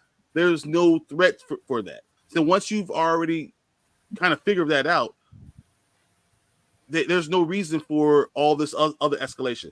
And what I don't like is when you watch the body cam footage, they mute when the other people come in. Yeah, so, there's a lot of muting in that video. Yeah, the 23-minute one. Yep. Yeah, there's a lot of muting in it. So once the supervisors come in, they mute because they're trying to figure out how they're going to do this now. So they realize how bad this is now, the optics of it, and then they're trying to hide it from there. My question is, when did they realize it was Tyreek Hill that they had? You know what I mean? Because obviously they didn't know it was him at the beginning. They really didn't know it was him. At least I don't think so. Well, you see, and you normally you will see a sports car like that, right? You know, when you see those, you know, unbelievable sports cars. But in Miami, it's usual. That's normal. Yeah, 100%. You know, so a black man driving a sports car is nothing, no big deal. You know, the Bentley came up and all the other stuff. That's just normal out there. But you would think Tyreek Hill being the star of the team, that you would have an idea what's going on. Mm-hmm. And that's the thing. He should have never because I don't know if you've seen Kwame Brown's video. He talked about it. Shannon Sharp and them talked about it, and he's kind of right. Like, you just roll your window down, give them your stuff, and let it go. You know what I mean? But we said here, I think it's that I'm Tyreek Hill, I can do what I want to mentality that he had. You know. But do you don't think it's also being tired of being pulled over and being treated a certain type of way by a black man? And you think, as I'm Tyreek Hill, I have money, so I shouldn't be still being, you know, having be looked at like this? Because if you saw it, he's traveling with the traffic. He wasn't going faster than the other four guys, right? They pulled him because he had the nicest car, so he's tired of dealing with that stuff. So I understand you being frustrated, but even to that point, after a while, don't you think that someone should say, "Hey, that's enough. Hey, stop this. Hey, I shouldn't escalate after this." No, I agree with you what you're saying, but at the same time, you were speeding, right? So no matter what, you in the wrong right then and there. So you know, because he even said in the video that he was late, right? He was late. So we knew he was trying to get there. So he was speeding. So if you know you're in the wrong, just give them the information. Keep your window down. It's not the first time you've had an encounter with police. That's all true, but also, once again, I'm 2 blocks away from where I'm supposed to be, right? I'm speeding, but I wasn't going 60 into 20. I'm not in. It's not like it's a school zone, right? I'm going with the flow of traffic. He's not flying past someone. He wasn't going 100 miles an hour. You know, this is not. Well, honestly, if we do 60 and a 50 here, they won't even look at you twice. But it's a nice car. Hold on. You got that right, because if I was in my Mustang, I would get pulled over 100%. Oh, yeah. You've been pulled over how many times, right, Roberto? Yeah. But I just want to show this real quick because every second day. Yeah, so watch. Look, so those cars are going right. Watch how fast he goes by. Bro, he's That's not that fast. You know, that's not that fast. He's literally, once again, I'm telling you, that's a 50-mile-per-hour street right there. It's 100% 50 miles, and he's going 60. That's not the biggest thing ever. Like, if that's the case, I would have been arrested 15 times. And yes, I think he should have de-escalated. But once again, why is it on the private citizen to de-escalate stuff and not on the cop to de-escalate? So I don't think it's always on the private citizen. It's always on the black man. No, I know. Right, but I don't think it's on him to do that all the time. But when you're speeding, and I get it, you says 10, and again, we don't know how fast you're going because I don't know. I didn't hear anything about it. Maybe you did. I think they said 60 miles an hour. Yeah, they so 60 miles an hour. Let's say in a 50 fast lane. Yes, 100%. That ain't nothing, but you still did wrong. You have a chance of getting pulled over, even if a cop is having a bad day and just wants to, at the end of the month they gotta hit their quota, right? They will stop you for 10, going 10 miles per hour over the limit, right? So they will do that. So I'm saying when you're doing wrong or you possibly done wrong, I think you act a different way. Now, if he was 100% not speeding, yes, I can understand you being upset and you know what I mean, fighting it or whatever. 100% I can understand that. But at the end of the day, too, as well, 9 times out of 10, we are going to lose when we do that. So it's up to him to deal with the fact that we are treated differently. It's up to him to deal with that. You know better. You know black people get pulled over. You should just calm down. That's up to him. That's not how things should work. And when you're talking about things, it's not on him to always have to deal with that. So and why am I faulting him for, like, hey, you know the rules? That's like being in the Jim Crow South. Like, you know the rules, bro, but you shouldn't be in the South during this time. You should be playing. Listen. Why were you driving in that nice area at that time of night? That's like, I know the rules that they're doing, but that's not. It's not incumbent on me to always have to follow that. And if he was a white guy and did the same thing, it happened the same way. And can you justify to me that if he did roll down his windows, all the stuff wouldn't happen? See, again, no, we can't. And we talked about that too. We can't justify that it still wouldn't have happened if he rolled down his window. But he would have had a much better case. Yes, not to mention the fact that you said, yes, you were right. We shouldn't have to act the way we shouldn't have to. He should have complied. He should have complied. Even when we do freaking comply, they still say we should have complied. I agree with you 100%, but that's not the world we live in. So we know the world that we live in. And I think at the end of the day, if you want to come out of there with your life, and me and Roberto are Canadian, so we don't have the same issues up here that you guys have. Like, we never had to have the conversation of the cops are going to kill you. We never had to have that conversation with our kids, right? They'll beat they'll bust your ass 100%. And we tell them, like, yeah, they'll bust your ass, but you don't have to worry about them killing you. So we never really had that situation. That's why I'm like, so we know those things happen, right? And if there's a way you can stop it from happening, you do it, and you fight to live to fight another day. You know what I mean? That's what I think. Certain things. It's a shitty way to think. It's a shitty situation that we got to actually do that, and I hate it. But at the end of the day, at least you're able to fight that in court when you get the video camera and everything coming out. You know what I mean? But when you have an opportunity to highlight the difference between white Americans and black Americans and how they get treated when they get pulled over, you have to jump at this opportunity. You have to highlight it. This has to be so that this is his responsibility. And I will say this: Calais Campbell did nothing. He came in hands up. I'm just trying to resolve the issue, and they treated him the same way they did, and they handcuffed him. So, so why am I? It's all on Tyreek Hill saying, okay, I think he should have handled it differently. I would have handled it differently.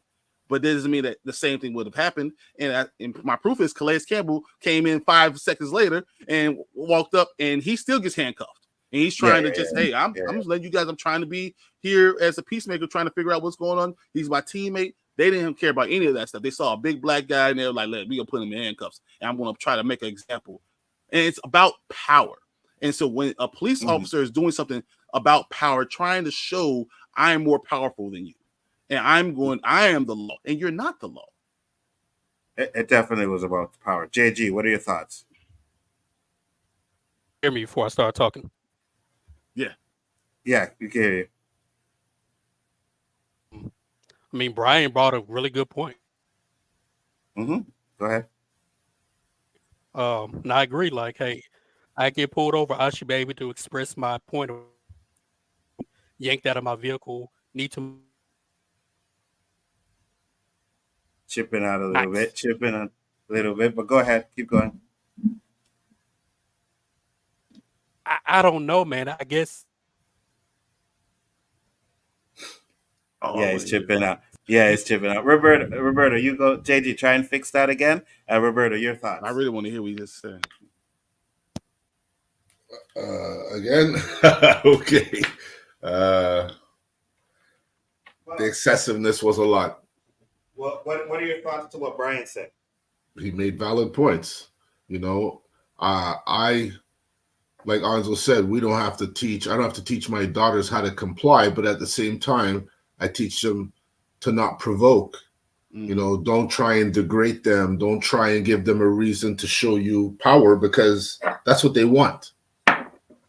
They know that if they provoke us, like my friend, because we're black, and as soon as he says that, sure enough, all of us are out of the car and we're there 2-3 hours, and they're loving it. They're loving it. It's like a video game for them at some point, because as I said, when I had my car, I would get pulled over every second or third day, and their line was, there's a red Mustang reported stolen. I was like, could you please catch this guy so I could have a normal life? because I work 9 to 5. I pay taxes.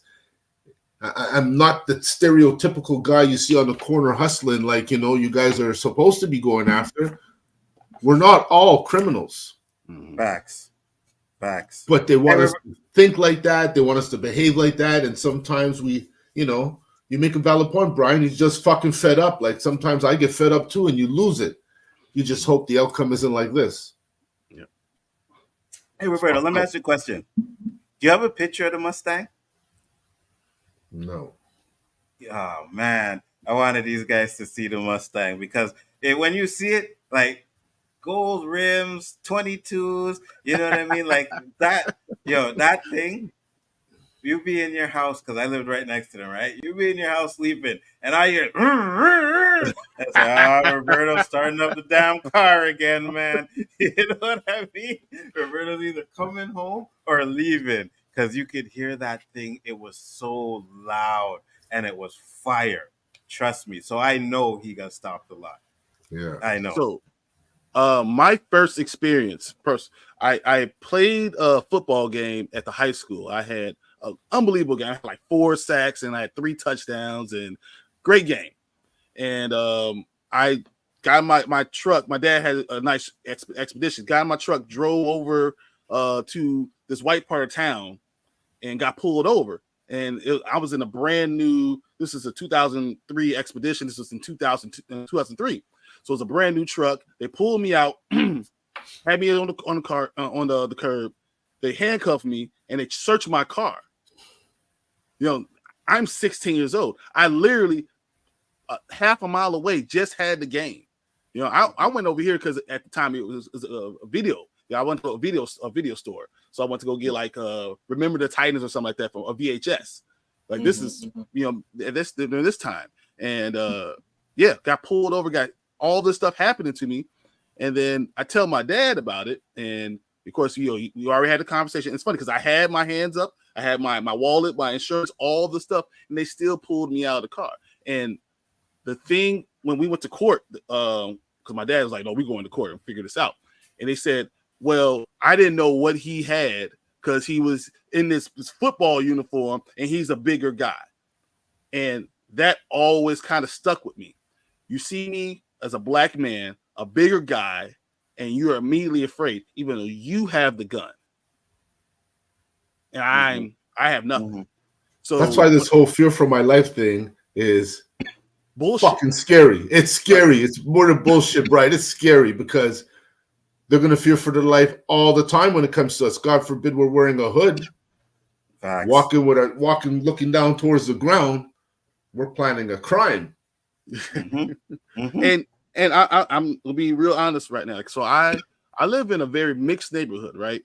But I have a decent house. I have a BMW 328i, and I got a Tesla. Well, and I have police follow me home multiple times. But my next door neighbor is a cop. So I've talked to him, and that's the only way I don't get pulled over in my own neighborhood all the time.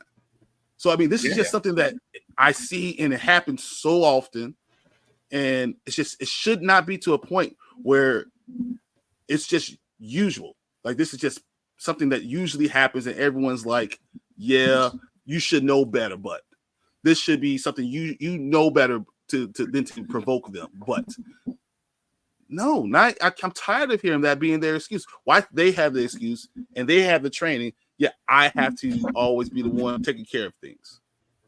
I agree with you, bro. I almost feel like the cops go through different trainings for white people and black people. Like when you put over black people, this is what you're gonna do. They have to eat concrete. No matter what, innocent or guilty, they have to eat concrete until we know. Anybody else, we'll find out accordingly. Facts.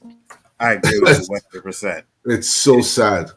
And then people wonder, what I said? Like I say, I go on Twitter and I fight all this racist stuff and all kind of crap like that. I wonder why you do that. You know what I mean? It's like, because at the end of the day, I'm fed up with it. I am so sick of it. It drives me up a wall. And it's to the point where I can't even help myself anymore, that I can't stand it. gonna show you something because now that you brought that up, I'm gonna show you something. We're gonna get into that stuff, but I seen this and I was like, bro, right? Yo, Elon Musk, you just let anybody and anybody do all kinds of fuckery on X. This shit. Wow. Garfield gets adopted by Haitians. Wow. Woo! You believe this shit, man? Do you understand what I'm saying? Now, Brian, I know you wanted to get, but we got to get into some other stuff too, so Yeah, we can no. come with that in. But this is the reason why we have that video. Yeah, this dude.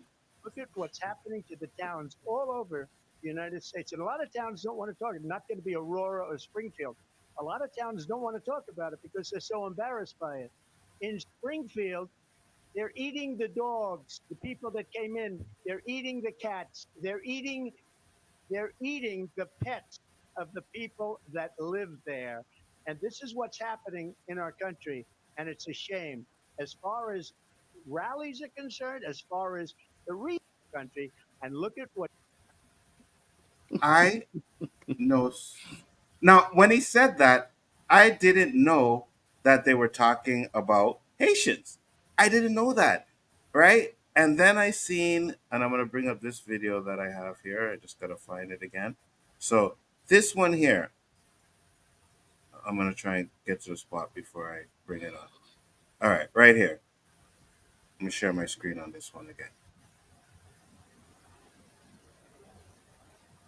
Okay, there we go. Nothing to eat, but these Now it's a 25-minute video, so I'm not gonna go through the whole thing. We're just gonna go through a few parts.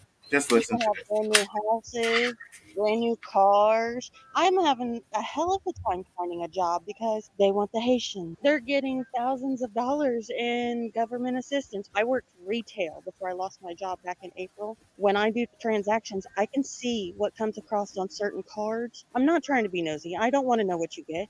But when a Haitian comes through and spends $500 in food stamps and still has $5,000 on their food assistance card, $5,000? $5,000. Would you like to know what the Haitians are calling the food assistance cards? Tell me. Even the cash assistance cards. They're calling them the magic money cards because they never run out. I'm homeless. I'm jobless. I'm sleeping on friends' couches because I can't get government assistance because I come from the wrong country, apparently. Y'all get along out here or what?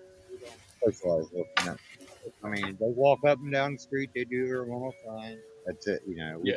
How long you lived out here in Springfield? Oh, I've lived in Springfield all my life. I'll be Okay. 60 in 2 weeks. When did all the Haitians come in? About 5 years ago, maybe. Okay. And when they packed, they hit this neighborhood hard. Why? Outrageous rent. They went through, they painted them, cleaned them up a little bit, rent them to them. They pay the rent. I heard on Twitter that cats are getting kidnapped. Is that Yes, true? Yes, my mom actually seen a post on Facebook. There was Haitians in a white van driving around the neighborhoods collecting cats. What? Skinning them and eating them. Snyder Park, our actual park. If a Haitian is caught walking the grounds down there, they can get arrested because they're going down there and they're killing the Canadian geese so they can take them home and eat them. I wouldn't be surprised. That's amazing. So wait a minute. So they have enough money to buy all the food. They're spending. They have all the actual money, right? Facts. And then Facts. you're the one who ain't got no money, and you hungry and homeless, but they're the ones stealing the cats. Facts. Make it make sense. Make it make sense. But this is Trump, though, right? Because Trump said that in the freaking debate yesterday. He said that, and this is where he's getting that information from. No, he's an idiot, and you know what? He has to do something different because he said his first thing was all these people, immigrants, are coming in and they're going to bring all that crime. Well, does anyone know for the last 8 years, crime is the lowest it has been since 2016. Facts. Crime, Facts. homicide is lowest there's been in 20 years. So all this stuff that he was spitting, all that shit are lies. So he has to kind of find us another thing to say. You know, to say some other stupid shit because we see the facts. You see homicide. You see gun deaths going down. Everything is going down. So he has to bring it up, say something else. They got to be doing something else crazy. even though they got all this He's a money. fear monger. He's a fear monger. He just wants to put fear in people, and the uneducated people are going to believe him. And there seems to be a lot of them. That's all I can say. There's a lot of them. Yo, Because Roberto, we grew up with Haitians. You ever see Haitian like Haitian? I have those Haitians that we grew up with are my friends, and I get so I'm so and the video that I watched this guy, I thought he was like, oh yeah, let's interview these people. But if you watch the full video, he actually interviews Haitians, and he's like, oh, you guys, they say you're eating cats, stuff like that. So he's not actually trying to disrespect. He's just showing the stupidness that they're running off their mouths with. You know what I mean? Like, come on, bro. You they just want said something over there. What's that? They want something in that country. That's why they're discrediting them. Facts, 100%, bro. Like, I don't know, man. Think what they've done to Haiti. Think about the fact that Haiti still owes France hundreds of millions of dollars for their independence that they shouldn't have ever had to pay for something for being enslaved. They're 100%. Holding it down because it was the first African American or black free country. It was that was the big on the Western Hemisphere. That's why they continue to put those things out there and put slander on it.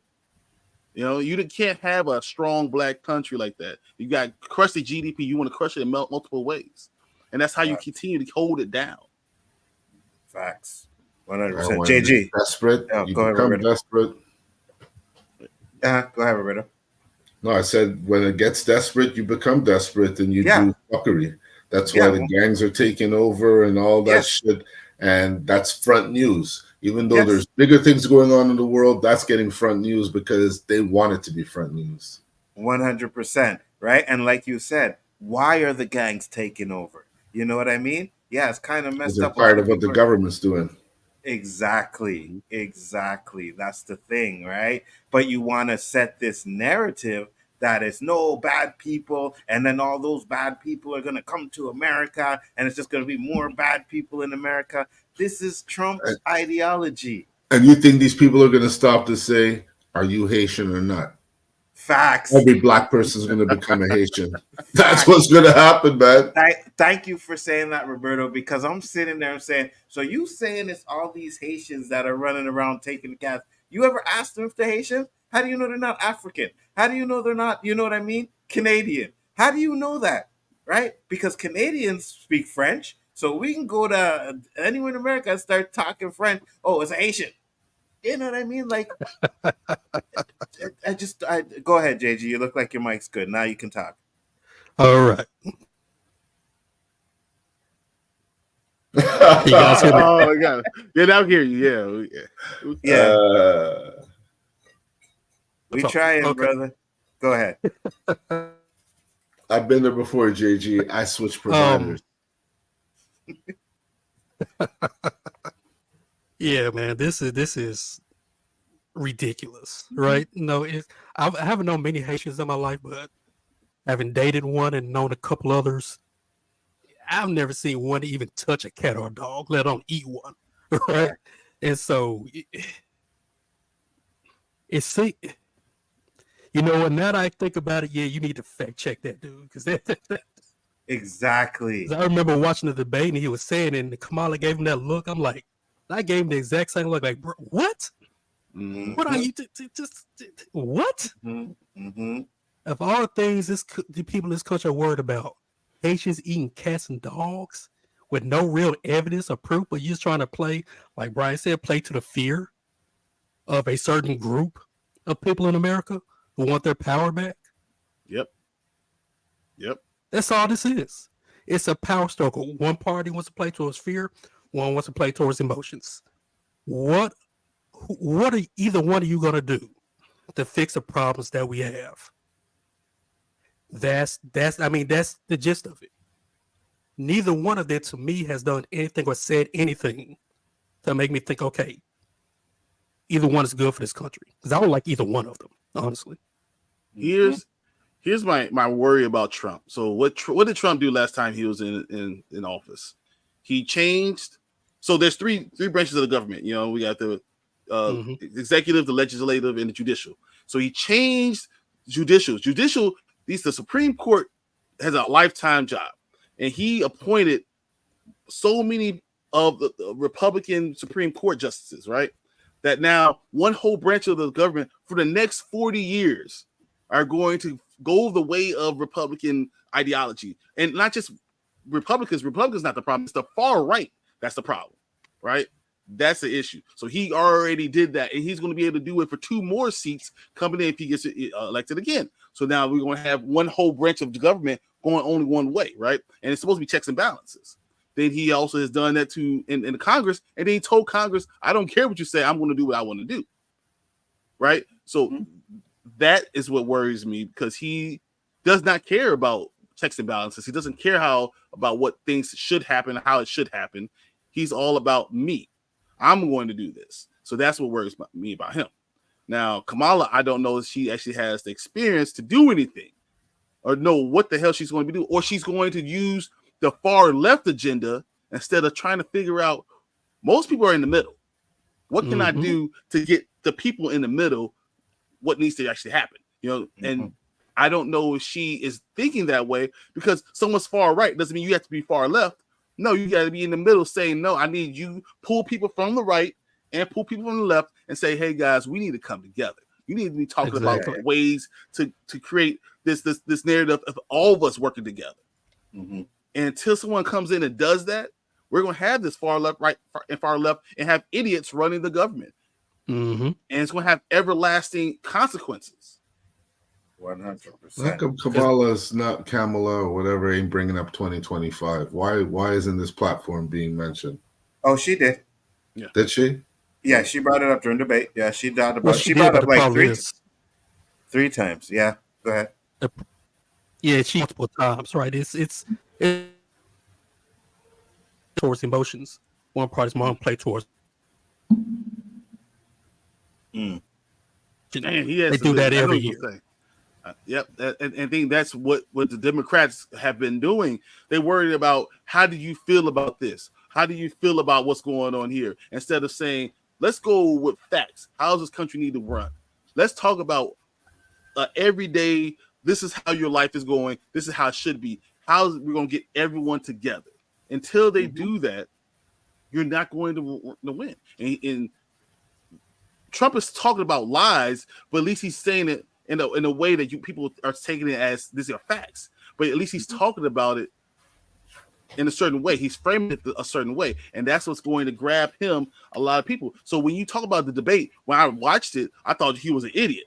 Yeah, but when you talk about the analyst said most likely people are going to say he won, because she kept on allowing him to interrupt her. She didn't seem strong. She didn't seem in control and things like that. And that's what people are really looking, not about what the words that you're saying out your mouth, but how do you look overall? And that's going to be her issue going forward. I think she looked a little bit strong. I do agree with you. Certain things, but again, I think she was trying to bait Trump into doing or saying certain things, and at some points he did. Right? She got him in that. I think she won the debate, but like I said earlier, this was the first time I've actually seen Trump debate. Usually he's just standing there calling somebody names and you're this and that and interrupting. But he actually debated, to the point where she made a comment and then he came back and said, no, this is this is that, this is that. Right? Now he did have his little moments again, but I think more than not, he debated. I think that's because his handlers, they told him, listen, you got to make sure you actually debate and not just stand there and call her names and stuff like that. You know what I mean? And then he even tried to backtrack on oh, well, you said she wasn't black. And he's like, I don't care. He kept saying, I don't care. And then he was like, I heard she wasn't black. And then he mentioned it. But he should have just kept saying, I don't care. You know what I mean? That would have squashed that argument. But Roberto, to your point, she did say 2024 a couple of times. But Trump said, well, 2024 has nothing to do with me. That's a few people. No. His platform for 2025. You remember the cops having full immunity and all. Yeah, yeah. That's what I'm saying. Yeah, Project 2025. She did mention that, but what Trump said was, oh, well, that's not me. That's a bunch of people that put that together. Some good stuff and some bad stuff. You know what I mean? Oh yeah, the good old boy thing. Yeah, exactly. But if you go and you read Trump's Yeah. Well, here's what I'm saying. If you go and actually read Trump's agenda 25, because that's his agenda, that's what's on his actual page. It's the same thing. It's just worded differently. Yep. There's a lot of the same things in that agenda that are just worded differently than in actual Project 2025. You know what I mean? So, like, you saying that that's them, and I think Kamala could have got him on that. Was like, yes, maybe it is them, but some of those things that are on your project are on your page. You know what I mean? So, But I once think again, he didn't have to worry about that because they only have one debate. Now, if there was a series of debate with him and Kamala will mop him because she actually has facts. But he doesn't have to worry about that. He's like, I only gotta go through one debate, you know. And that's the case. His control of the debate, the moderator not listening to the moderator, and all that stuff, shows more than any of the stuff that's going on. So that's the problem. She doesn't have the time to show that she's smarter than him, that he's full of crap and doesn't know what the fuck he's talking about. I agree. Cousin T said, Roberto, just went back and seen the beginning of the stream. You bastards, because I believed you. Hey, listen, a lot of people believed us, man. I was getting messages left and right. I was messing you. I was like, what the hell? He's like, the one time I want to get something off of my chest, you guys are done. And I was like, just go read the description. You know what I mean? Okay, yeah, okay. JG, are you good now? Can you hear me? Yes. Okay. Ooh, this has been a night, man. Yes. Yeah, I forgot what I was going to say. But yeah, it's one of those things where both candidates, like I said earlier, I don't think anyone truly won that debate. Meaning, like I said before, people who are pro-Trump, they're gonna go Trump no matter what. Mm-hmm. People who are pro-Kamala, they're gonna go Kamala no matter what. It's the, like Brian said, the middle and the undecided. Either candidate do enough to attract their attention. They say, okay, yeah, I'm gonna vote for Kamala because when I listen to Kamala, like a lot of people say, a lot of word salad, a lot of dancing around questions. Even the question with the flip flop, she danced around it. I thought Trump could have hammered it on that. At the same time, Kamala held back on a lot of stuff that Trump said that were lies, right? And so, if I'm Trump, I don't want another debate. If I'm Trump. Yeah, I'm not. Why would I? But if I'm Kamala, I would be careful wanting another debate because out of fear that Trump may become Trump the next time around, right?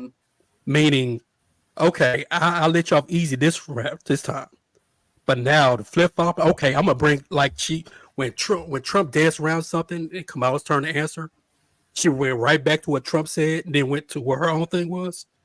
I believe Trump will do that the second time around, right? And I'll get my thoughts here.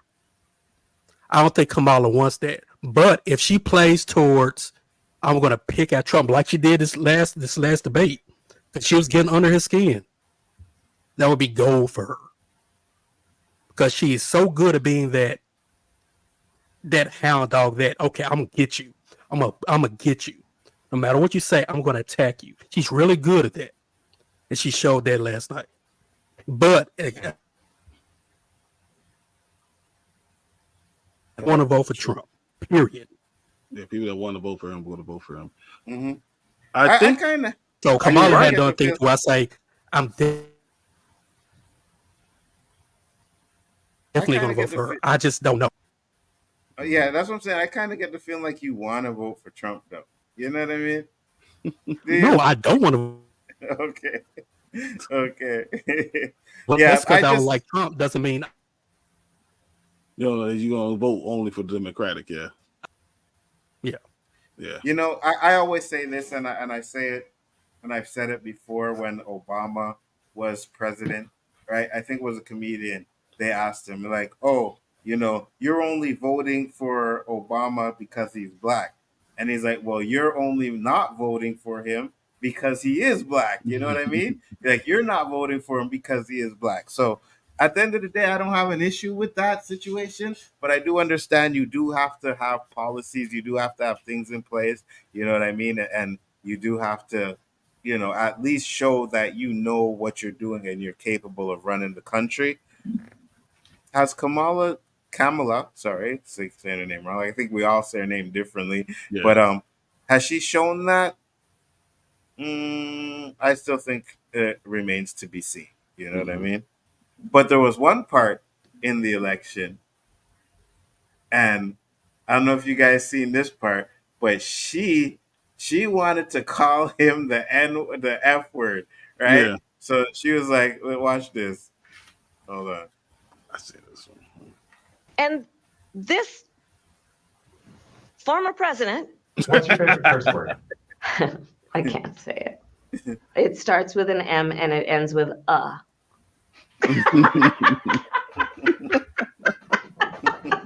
not ER.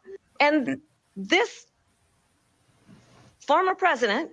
This motherfucker. To be honest with you, I wish he would have said it. I would have been like, "Oh yeah, she should get the vote just for that." You know what I mean? Honestly, I gotta say, during the debate, I feel like she gets better with each debate, and she does know her facts. And when we talk about intelligence, there's not her intelligence is far superior, superior. It's not even a question, but can she be a leader? Just because you're really, really smart doesn't mean you're going to be a great leader. And also, not being prepared for this to run for president hurt her in the long run. So that she's already behind the 8 ball. She's already down in all the polls, and she's going to have to do something drastic to be able to change that opinion. So she's going to have another debate will only hurt Trump because he's already in the lead. So why would he ever want to debate her again? Because when you talk about facts, talk about policies, the more she goes, the more she does it, the better she's going to get. And I don't know if you ever argue with a woman, they get better every time you argue. Facts. Yep. Facts. But again, at the end of the day, right? Trump is, and that's why I don't think he wants to have a debate, because his true colors are going to come out. They came out. He lied with the cat stuff. There was another thing. Where he was talking about, they allow abortions up to 9 months. And they were like, no, sir, they're just illegal in every state. You know what I mean? So that's why I said, that's why you got to fact check Trump. You got to make sure that, because people believe the stuff he says. Like, I just showed that video with a bunch of people running around saying the Haitians are, you know what I mean? Like, bro. And again, it gets to the point where, like, why it gotta be the Haitians? Why it gotta be the black people that are doing this? Why I gotta go on X and see all these memes? You know what I mean? And all this bull crap. And Elon Musk always talking about, oh yeah, well, freedom of speech.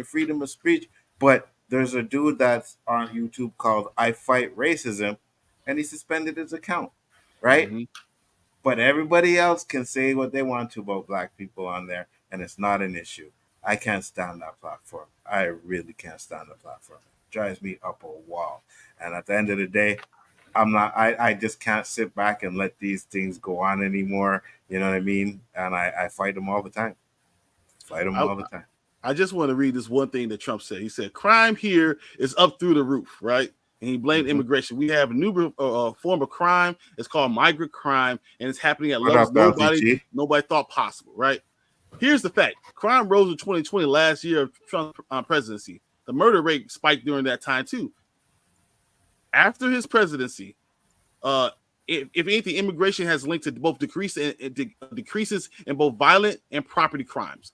It is going down to historic levels. It's a myth that he keeps on trying to bring into common to these lie. He's bringing it into everyone, saying this is what's actually really going on, and that's not what's happening. He's just lying throughout all of it. He keeps on going with immigrants. He's going with black people. He's going with everything he can. Court cases, talking about abortion. He is lying all over the place, but no one calls him out on it. And the problem, if Kamala wanted to win, she would have to do another debate, and she would have to call him out on every single lie that he's saying.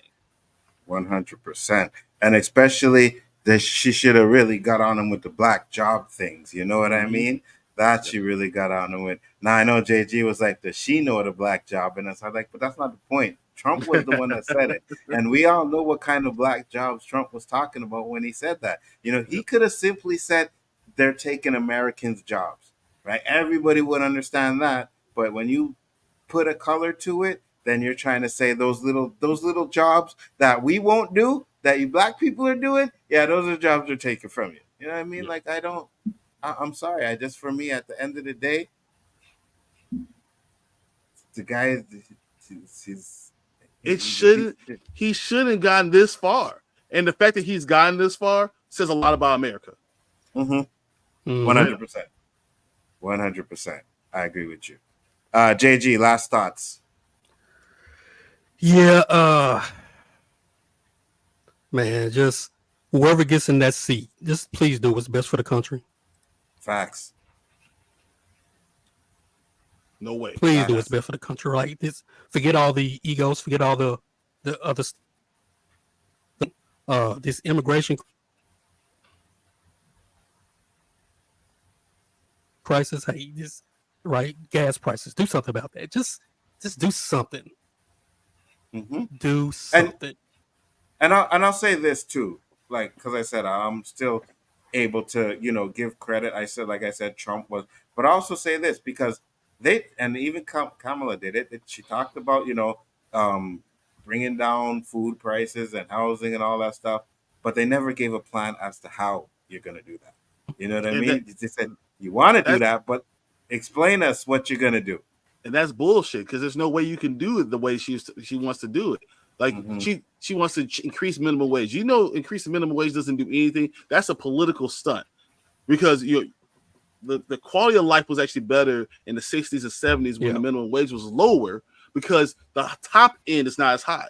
All increasing minimum wage does is increase the top end even higher. So now the distance between lower class and working class and upper class has just grown exponentially.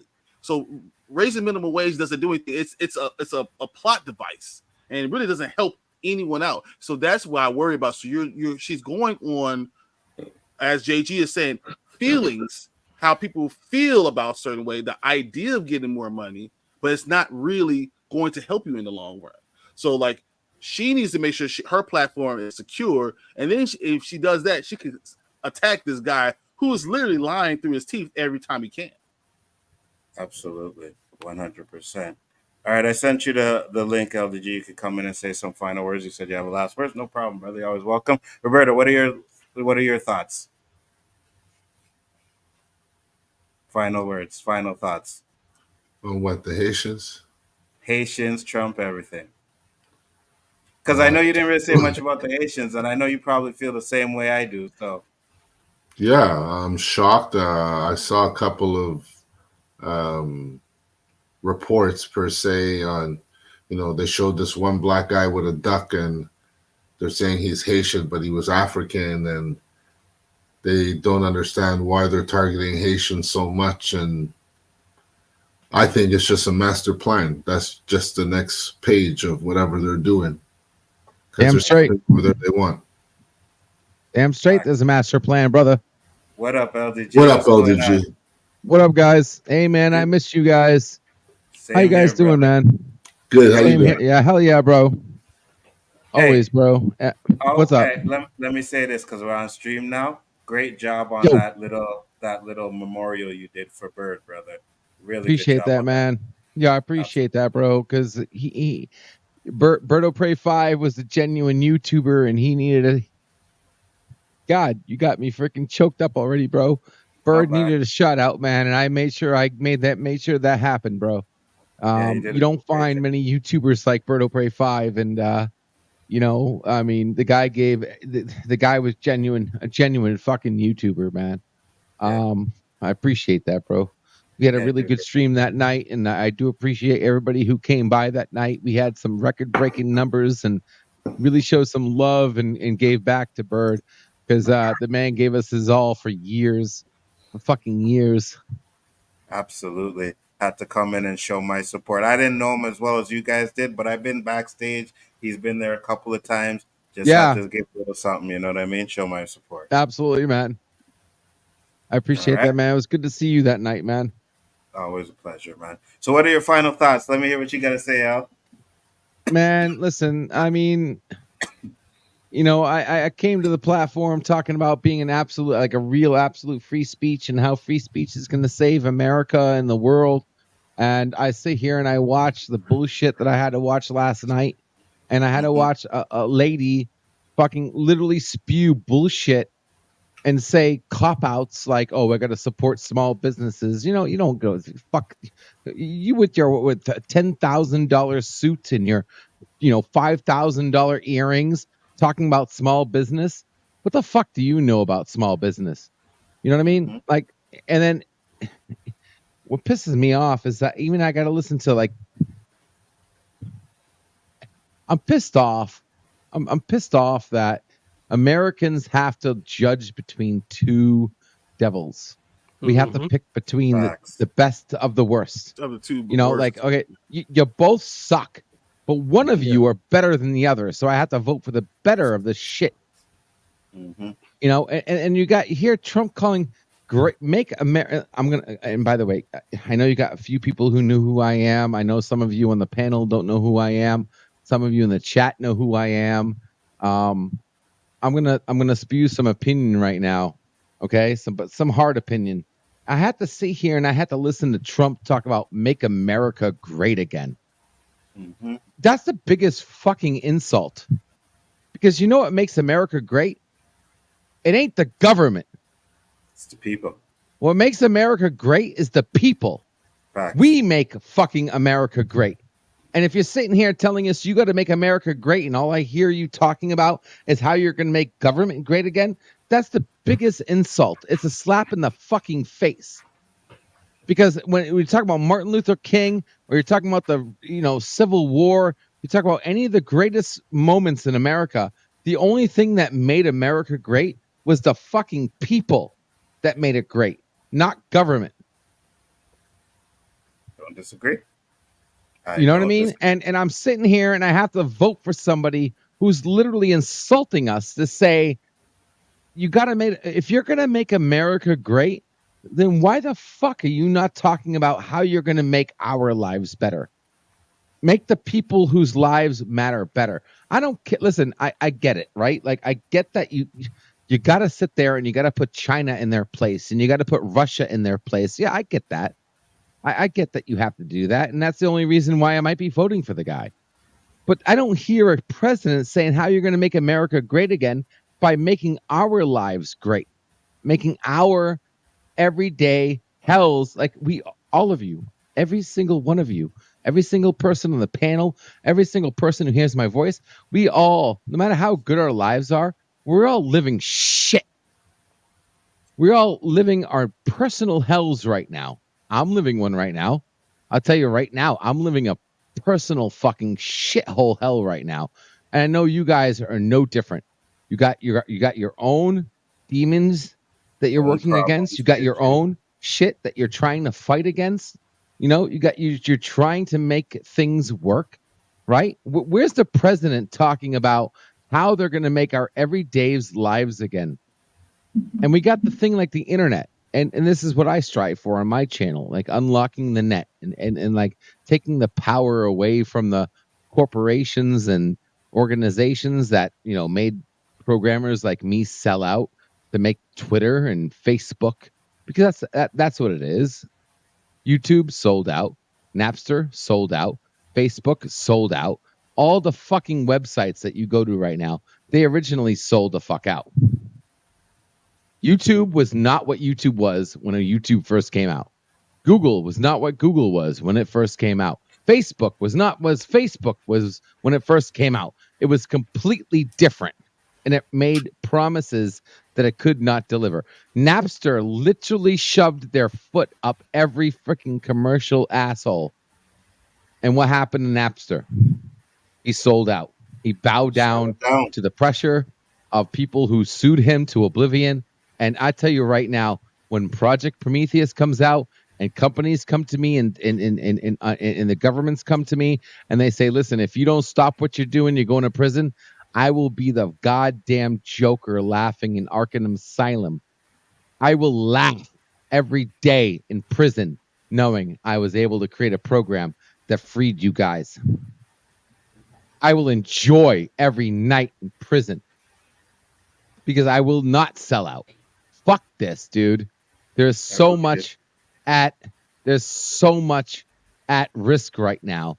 And the only reason why we have what we have is because somebody sold the fuck out. Even Elon Musk. Listen, I respect Elon Musk. I really do. I respect him as a person, but free speech cannot be a business. It can't. Free speech cannot be a goddamn business. Because business always comes first. Always. Exactly. When you're a business always come first. If you're a business for philanthropy, right? Mr. Beast, right? Look what's happening to Mr. Beast right now.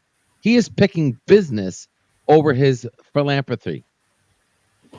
Right? Elon Musk, he's taking business over free speech. He has to make money, so making money always comes first. 100%. And we suffer. We suffer from that shit. And unfortunately, there are a lot of sheep out there. And I'm sorry, guys. Listen, I'm guilty. I'm guilty of being a sheep. We're all guilty of being a sheep. I'm sorry. I hate to use that term. I don't mean to disrespect everybody, but we're fucking sheep because that's what these companies treat us as. They treat us as fucking sheep. They herd us into fucking the false sense of choice. We think we have choice. We don't got choice. The only choice we have is between shit and semi-shit.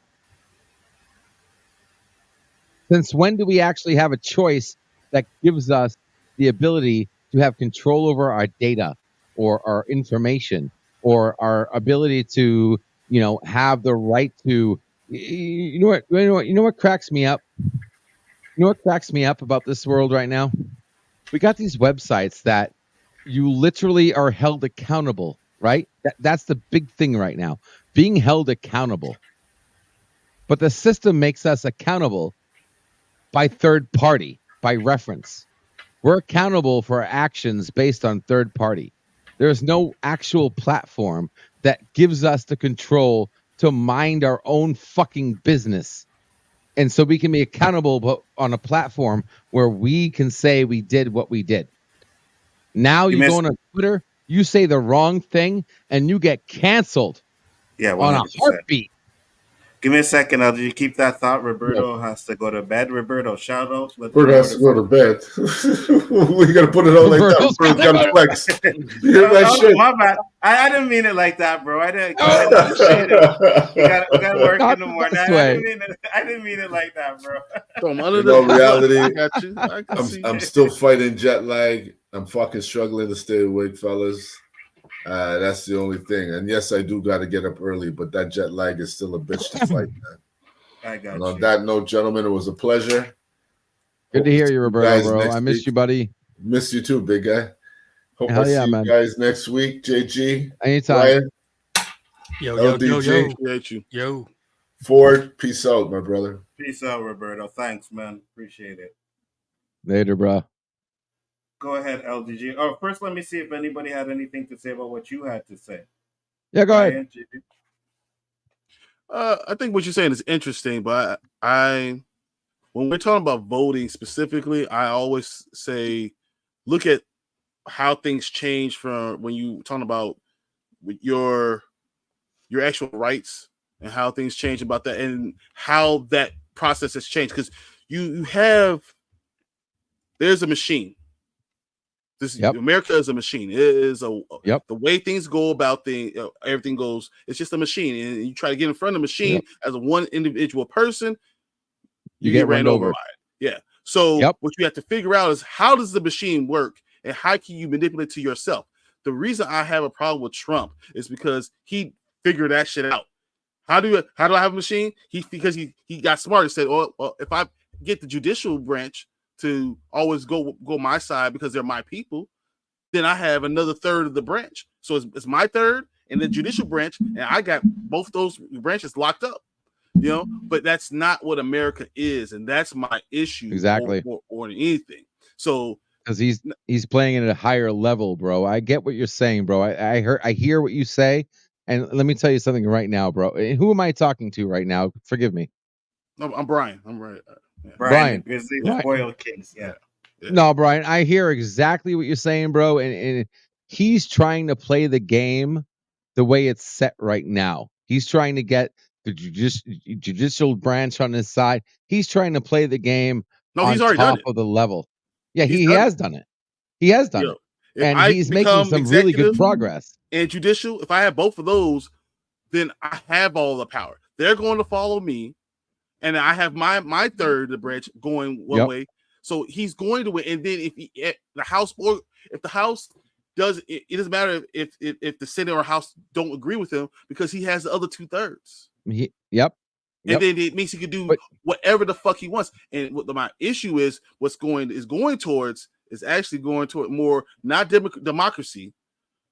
You know, it's going to go more toward a dictatorship, and you're going to be looking at that going forward. And no matter what, smart or not smart, I just don't agree with that way for America. I don't think that's the right thing. I think that's how people get ran over, and I think that that's how people become disenfranchised and all of a sudden taken down, and all of a sudden it's going to be harder for my kids and my children's kids because they're going to be black regardless, and we're going to have bite that off more than you can chew. Mm-hmm. Hey, and that's listen, my overall issue. I hope I can. And listen, I'm not exactly the best person to be saying this right now because I am not that person who speaks good English. But let me try to give you an extra piece of that puzzle, right? He's trying to play the game the way the game's being played. But what people don't realize that there is something beyond the judicial executive branch. There is a hidden secret of power that is not being played right now by anybody. You know what that power is? There's multiple powers, but yeah. The people. The power of the people. We come first. It's we the fucking people.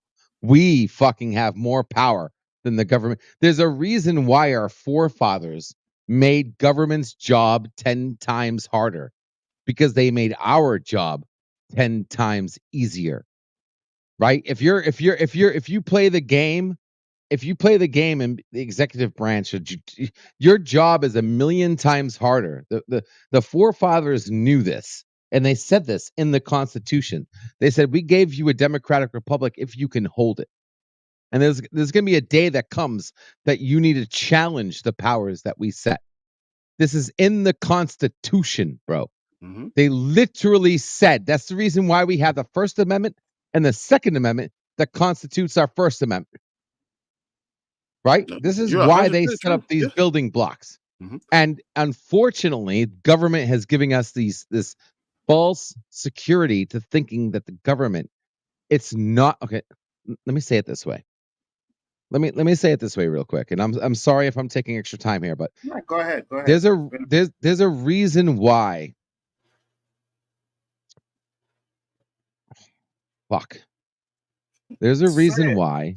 OOC, brother, say it. I hear you, brother. I just got to make sure I say this in a particular way.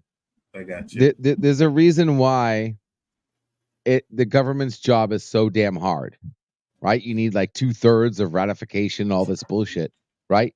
It's not the government's job to change the world. That's what it comes down to. It's not government's job to change the world. It's our job. That's our fucking job. We can change the world tomorrow. Tomorrow. If the people united, we can change the world tomorrow. If the government wanted to change the world, they have to go through all these hoops and loops and fucking ratifications and all this bullshit that the forefathers set up. They have a hell in a handbasket. It's not their job to change the world. It's our job. That's why if you don't want to ride the bus tomorrow, we change the world tomorrow. Facts. Yes, it's with the money. That's how we change the world, is by keeping our monies in our pockets. You know what I mean? And just think about it. Just one day of everybody saying they ain't taking the metro or they ain't paying for the bus or whatever, just one day, you know how much money they lose? They'll panic so quick. Like, I agree. well, it's like what I say. Google, imagine going to Google, right? Imagine if Google charged a penny. If they charged a motherfucking penny. If Google charged a penny tomorrow, they would be out of business within 24 hours. You go to Google right now, it's free. If they swear, if Google charged a penny, they would be out of business tomorrow. I mean, They you're would. saying They very absolutely fucking interesting would. things. You really are. I mean, I think that, and you're not. I feel like there's two separate issues, because you talk about this is the Constitution, but the Constitution was not really written with me in mind. So that's one issue with, in the idea that they saw it wasn't me that they had in mind. So now what you do is what you have to do is you have to keep everyone separate. So what we throw this stuff about immigrants, right? We throw this stuff about the Haitians. We throw these things about black people being the bottom. We throw these things so you cannot come together. There is no come together because they keep on feeding you with these things. So the government is doing that. The government is making our job harder. In business, because if you keep people separate, then they never will rise up. They and do fight anything. each other. Exactly. They fight each other. The government's got us fighting each other. They have this false narrative that we think that we're better than other people. And this is what cracks me up about America. America was built, right? America was built on fucking immigrants. If it wasn't for immigrants, America never would have happened. Facts, 100%. And this is what I'm going to prove, that when I build a new America online, and I know this is going to be controversial, but I'm going to come out with videos soon, and I'm welcoming everybody to a new America Online. That's not a pun on the fucking company America Online. It just sounds familiar. But I'm telling you, if we're going to build a new America, if we're going to make, I don't want to make America great again. I want to make a new great America. That's what I want to do. I don't want to make America great again, because America was never great. It was better. It was better. American was better, but it was never great. Facts. Even when you look at the Constitution, it always said, man this and, race that and, bullshit. America was never actually great. It was just better. Women not being able to vote. I mean, there was a lot of things. Yeah. It was a lot of always shit. a problem. Yeah. Exactly. But it was better, though. It was better. I'll give, if you want to make a red hat or whatever the fuck color you want to make it, this is make America better again. I'd be so for it. But make America great again? Am I the only one who speaks English? Because America was never actually great. I agree. It was just better. I agree. And we have to sit back and sit here and say, technology, they didn't have technology back then. The founding fathers didn't have the internet. The internet is the blessing of the human race right now. If we utilize the internet the way it should be used, the way it originally was created for in the first place, you realize you could have an ambulance coming to your house to take you to the hospital before you have a heart attack. Before. If we had the internet right now, the way it should be, there is no such thing as cyberbullying. The reason why cyberbullying exists is because platforms like Facebook and Twitter allow it to happen. They fucking literally want it to happen. They want you to be called by some guy in India named Bob wanting to fix your computer. They want this shit to happen because they make money off it happening. The reason why that your phone number is static, and then the people who call you 12 times a day trying to sell you on some ripoff, and after they hang up the phone, their phone number changes, they already have the program I'm trying to build. They already have Project Prometheus. I'm trying to bring Project Prometheus to us, the innocent, the people, so you have power, so you can monetize yourself. Do you realize how much money you make? How much money is made when you check your mail? How much money is made by companies simply by how you scroll on a website. Just listen to me for a second, guys. How you scroll on a website makes these companies billions of dollars. Billions. They say, A, B, C, E, D, F, G. Guys, scrolls. Oh, Scroll shit. to He the stopped bottom. for a second. What was on that screen when he stopped scrolling for a second? Let me tell you something right now. I worked for these companies. I worked for these government organizations. I worked for these billion Fortune 500 companies. I've worked for these guys. And you know what? I never signed a fucking non-disclosure because I was fortunate to be one of the early hackers that companies purchased me to make programs for them, and I never signed a non-disclosure. I never signed one. I can say so much shit right now. It's not even funny, and I don't have a non-disclosure to worry about because I was born in the 90s, bro. I was born I was born in 80. So when I was in the computers in the 90s, I was a computer nerd, bro. When you guys were chilling and hanging out with friends, I was going to the library. I was learning about computer programming, bro. Listen, you don't have to explain to me because I've seen it. The intro for the You've seen it. video, the intro for the videos, he did them. So the Chaos intro stuff, the stuff you see here that I always use, yeah, he made the intros. And I sat there and I watched it.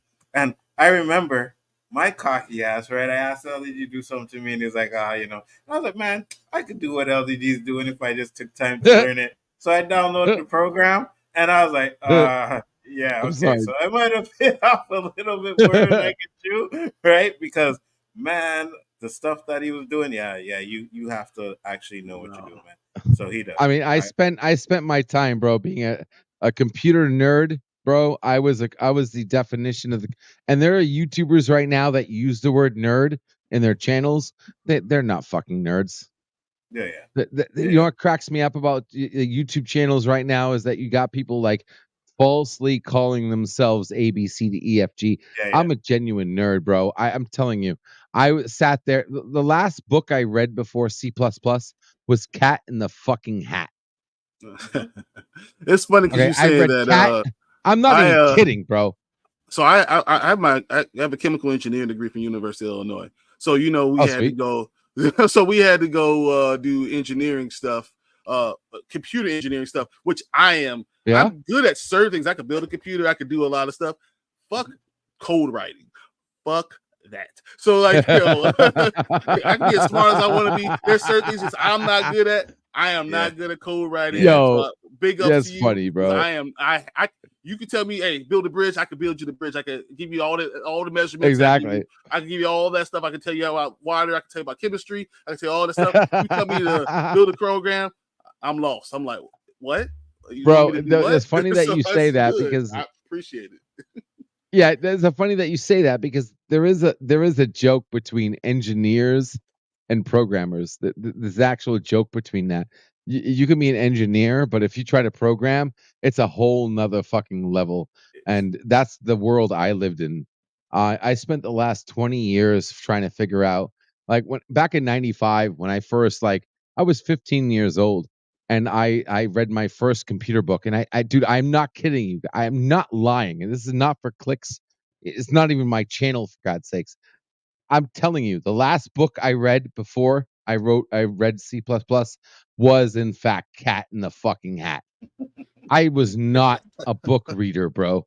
I could not read. You know, when you went through elementary school and you had that whole you went through that whole what the fuck was it called? That one program? DOS? No. That's what I started with. So there you go. No, Hooked on Phonics. Hooked on Phonics. Okay, you remember Hooked on Phonics, bro? Yeah. You remember they had those programs that got us. It's like Dare, right? Instead of warning us about drugs, they made drugs more popular. You remember drugs? You remember Dare? Like there was Hooked on Phonics that tried to get us to read, and all it did was make reading more like nobody fucking wanted to read. Who the fuck wanted to read, bro? Like who the fuck wanted to read a book? Like back in the 90s, bro. Early 90s. And I was that way. I fell in that category until I read my first computer book. and I was like, holy shit, this shit makes sense. And I was one of the few, and I continued to read computer books. I Me too. learned that shit. Dude, I have books and books and books. I read so many damn books. I read books. I was reading right before I came on here. Like I read books all the time. But computer, C++, Java, all fuck that. I know I can literally I can figure out rudimentary stuff. Man, you don't I know what I don't know. Like I know how much. Yeah, there are a few of us, dude. Dude, we were a dime. We're not a dime a dozen. We were rare, dude. And I happen to be one of those people when I read my first computer book, and I'm like, holy shit, I actually want to read this. And I learned C++. I learned Python. I learned Power Java, Builder. the C I more, Java. the I learned Java. Yeah, dude, Yeah. that shit made sense to me, bro. Like I could sit there and I read a fucking computer book and nailed it within the it was first like month. me reading a fucking manual. I was like, what am I doing? Yeah, Why am I let me tell you doing something. when I was younger, right, my parents brought me this little, I don't know if you guys remember, but it was just this little keyboard, but it was a Radio Shack computer. You know what I mean? So you had to plug that shit into your TV, and then you had a book, and you had to write the code because there were some games. Man, this thing was like 3 pages, 4 pages long to write this code, right? And I tried it one night because I'm like, I got to do this. So boom. And then you got the syntax error. Now you got to go back and try it. And I was just like, you know what? Line by line. Divide by zero, my ass. I am done. No, I think so. In college, it tell you I had to take up to 3 levels of computer science. So like you have to do code writing, you have to do major problems. So you're doing, by the end of the year, you have maybe 70 lines of code. And don't let you have a semicolon instead of a colon, and you start getting into a loop, or you close your loop instead of going back to the beginning. And I cannot do that. I cannot go through the lines. I didn't have the patience either. I understand. It's you're talking to someone. I know I'm smart. Ain't no way in hell I can do what you do. So hey, bro, I'm telling you right now, the first time I blinked, when I got in, I was learning BASIC and C++. Well, back then it was C, and then it was C++. Yeah, exactly. And then Power Builder and Python. The very first time I stopped and blinked was during references and pointers. Now this might be a nerd joke, and only some of you might get what I'm saying right now. But the first time I stopped, up until pointers and references, I blew through the content. I had my homework assignments, my snake games, my tic-tac-toe games, my fucking fucking I can't even think of the word right now. Algorithmic bullshit. I never blinked until I hit references and pointers, and that's when I said, holy shit, what the fuck did I just get into? And that was some serious shit. I can't get a good fucking snake game. Snake? I had snake done in no time, bro. I had snake done in no time. I didn't need AI. I didn't need AI to fucking build snake, bro. I had snake done on time. I had that shit. But Microsoft Paint, they make you do Microsoft Paint as like a one of the homework assignments. Not only did I didn't have no 16-bit color, I had 32-bit color, bro. I've programmed 32-bit color on my fucking pointing as far as what color you're gonna point. I had that whole, that cool what the fuck you call it, gradient. That whole gradient of color, I nailed it. I nailed all of it. I didn't blink until I got to pointers and references, and I'm like, what the fuck did I just get into? Holy shit! Awesome. This is some compound shit. And once I got past pointers and references, bro, the power of the internet, the power of programming, like Twitter, Twitter, right? You think you have Twitter on your phone right now? You ain't got fucking Twitter on your phone right now. You got a client. You got a client program. Twitter runs on their servers, bro. All the hardcore coding that happens on Twitter doesn't even happen on your phone. It happens at the server level. Yeah. Okay, all that complicated algorithmic shit doesn't even happen on your phone. What you have on your phone right now is a shadow of a program. Because all the cool shit that happens, it happens on the server. Yeah, All yeah. that Facebook shit, YouTube shit, fucking Twitter shit, that doesn't happen on your phone. When you download YouTube on your phone, it's just a fucking client program. It's not even the real Yeah, YouTube. because you have to think about the Yeah. room servers that you have to. I mean, you don't understand what supercomputers really are until you go into a frozen room and you had to be sitting there trying to get a fucking major problem to figure out. So I understand. I know how to use it as a tool. I can't do what you do. I can just use computer as a tool. That's it. I want to build that shit and put it on your phone. Project Prometheus puts the power of the internet in your phone. The algorithm literally, your phone should be calculating the algorithm on your phone. That's not the way it is right now. You click the like button, right? You click the like button, and that goes to the main server on YouTube, and it does the calculations. And it decides whether or not it should show you more cat videos. It's not your phone that does that shit. Yeah, It's 100%. the fucking servers that do that shit. And that's what pisses me off right now. And I knew this. Listen, when I was a coder back in '95, and I knew this. I saw anybody with a 2-bit, anybody with a understanding of how the computers work knew that back in '95. Okay, AI was built in the '70s. Did you know that? Yeah, so AI was created in the fucking '70s. And you know what the guy who created AI said to the billion-dollar companies that paid him to create AI? There's not enough data. It's too early. There's not enough here to make AI valuable. We have to wait until people's cell phones were fast enough. People's computers were fast enough. We had to wait till the internet speed was fast enough for AI to be even remotely effective as it is today. And even saying that, AI is still a fraction as effective as it should be. Mm-hmm.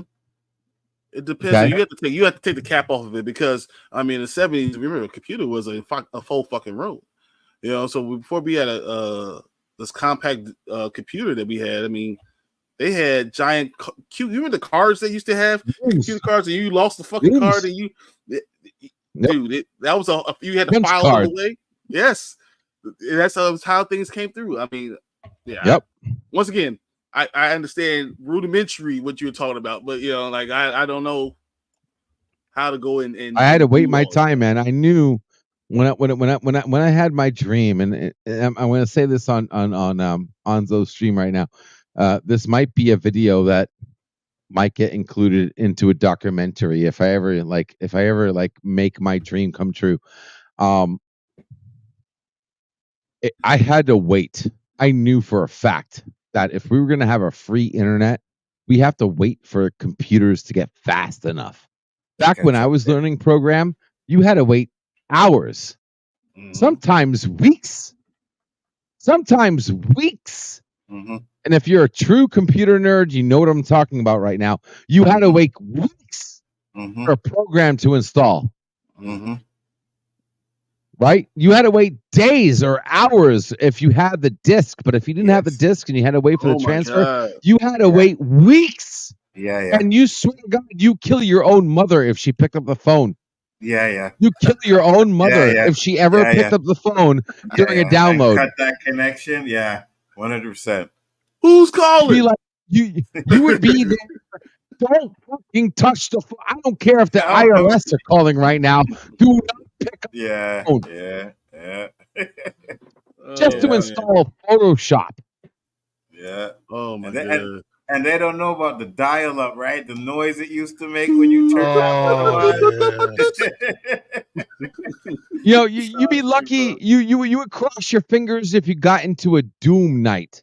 If you got to play multiplayer Doom on a BBS, you would hate somebody. You would literally cut throats if somebody picked up the phone when you wanted to play a night of Doom with your friends. If I'm at Doom and 6 o'clock at night and I'm trying to play Doom, oh my God. We were Command and Conquer. That's what we used to link up. I remember that. You know what I mean? Yep. And it's like, boy, nobody touched the phone for a few hours because the No, minute that no, it phone wasn't. rings, the phone's off. You would die. I would kill you. I would literally put my foot so far up your ass, my shoelaces would be sneezing Facts. out of your nose. Facts. You done built up your little base and you took, Oh my a god. couple 15, 20 minutes to build that up. You got your defenses set and then that phone rings. Oh yeah. No, or I'm halfway through the game. I'm killing everybody. It's a multiplayer game. And I'm doing Yes. all this stuff. This is like this is way before any of this Xbox shit. You're doing it. I'm going through and I'm loving this game. And all of a sudden it gets paused, connection lost, and then Yes. Yeah. it's gone. Yeah. And It's you hear gone. that goddamn. Oh my god. Facts. Yeah. No, totally. Facts. Thank God for star 69. That could kill Thank you. God That- for that- star 69, bro. Because let me Facts. tell you something right now. Before star 69, you had no hope. You had Facts. no fucking hope. You had no fucking hope. If you didn't have star 69 or whatever the fuck it was, I might have the numbers wrong right now, but No, I star swear 69. Yep. yeah, star 69 where nobody could call in and the phone company had this like code. So like, okay, if you dial star 69, if somebody called in, it wouldn't fuck up your connection. And then after that, they finally had like what was it called? Download fuck. Yeah, after that, it took software to say that if you spent 5 days downloading Photoshop, if somebody called your phone, you can continue the Where it left download off. on Yeah. what you can continue where you left off. And Yeah. there was a name for that, and I just can't think of it right now. Maybe somebody in the chat's gonna be like, "Yo, yeah, that was ABC." Yeah, there was that. But dude, I'm telling you, if the internet was a fraction of what it should be right now, I'm telling you guys, you have no fucking clue how good the internet would be right now. Not tomorrow, not next month, not 10 years from now, not when Elon Musk lands on Mars. Today, if somebody came out with the right program the right way, and nobody wants to do this, by the way. Nobody wants to come out with the program I'm trying to build. Nobody wants to come out with Prometheus because they can't profit off it. They can't. They're like, why should I make a program that benefits everybody if I can't profit off it? You know what? Fuck you. I happen to have a religion that says we're everybody, and I don't care. I want to make this program. I want to make a program that makes what we have right now better. Nobody wants to do that. Not Dell, not Twitter, not fucking Elon Musk, not fucking Facebook, not Google. Nobody wants to make this program. But imagine the only time we had this was Napster. When the guy made Napster, he fucking made a beautiful program. He made a program that was peer to peer 99%.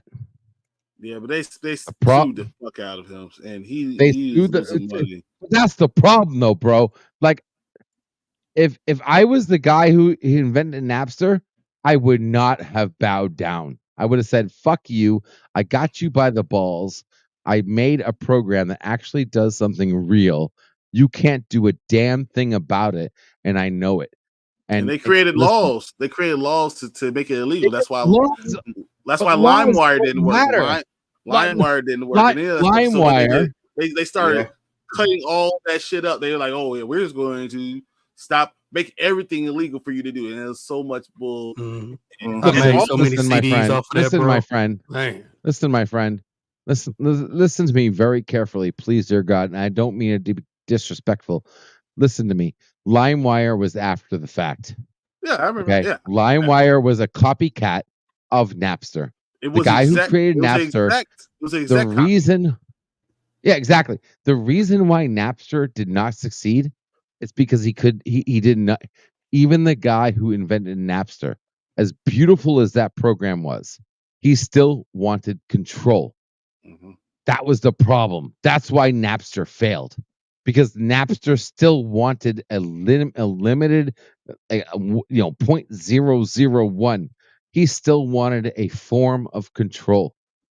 But if he said, fuck that, let me figure out how to do a pure peer-to-peer system that even listen, when I create Prometheus, even if the government called me and said, yo, I want your servers, I would tell them there is no servers. I gave this up.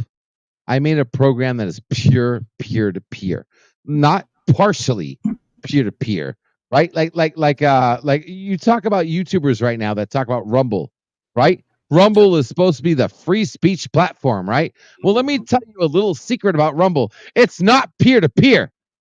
It's not 100% peer-to-peer. There's still a percentage that is not peer-to-peer, that is traceable. Because Rumble wants to have a form of control where they can make some kind of money. If a pure programmer made a pure peer-to-peer program where even if the government knocked on my door tomorrow, I would honestly be able to say, fuck you. There is no centralization. It is purely decentralized. Purely decentralized. There is nothing you can, even if you looked at my servers, my computers, my hard drives, you go ahead and try. And you will find out that I made a pure peer-to-peer program that is completely decentralized. You can't figure out shit. The problem with Napster is that he had a little bit of greed that led to a loophole where he could have been fucked. Yep. He wanted a little bit of control. If you're going to honestly do this, you have to create a program that is 100% peer-to-peer. That you release that program and there is apps like honestly, even if you were under even if you were under like absolute truth serum, right? Like even if you were brainwashed, you would be able to tell those people, you're fucked. I made this peer-to-peer. There is no loophole. There is no back door. With Napster, there was a small back door, and that's what fucked him over.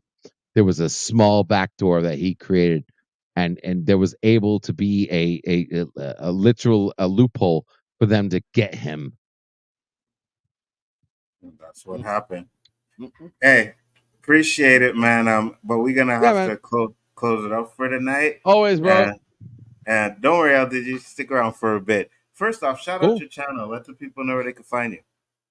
Yeah, man, guys, if you want to check me out, I'm trying to come up with. It's been hard, man. Listen, I've been trying for the past 5 years on YouTube and trying to spread the word about a free net and absolute free speech because, you know, I get it, right? You can't yell fire in a crowded building, but I believe when it comes to online, there's a different rules that apply, and that we actually can have free speech if it's done right and done by responsible people who don't sell out. You can catch me on LDG Free the Net on YouTube. I'm coming out with an app pretty soon. I'm actually going to shock the world and show people how you can have a download an app. Doesn't matter what platform you're on, even if YouTube blocks me, I will be able to share my content no matter what platform I'm on, whether it's Rumble or YouTube or whatever. I'm going to shock the world. I recently showed the world how you can get 1,000 subscribers. Matter of fact, I went from 500 subscribers to 60,000 subscribers within 3 weeks. I broke the algorithm. Fuck yeah, dude. I've helped other YouTubers get monetization within a single fucking video. I've broken every fucking rule there is. And I'm about to come up with some new videos soon, and I hope you join me. Just YouTube LDG Free the Net. And I also have an underground where I am available. I don't hide behind my videos, and no disrespect to any YouTuber out there. But I do something different. I create a digital platform where you can find me and talk to me and literally see my everyday life and freethenet.org/underground. You can check me out anytime. Appreciate the love. Thank you, Nzo. And hope to guys to see you soon because I got some interesting things to say in the next few weeks.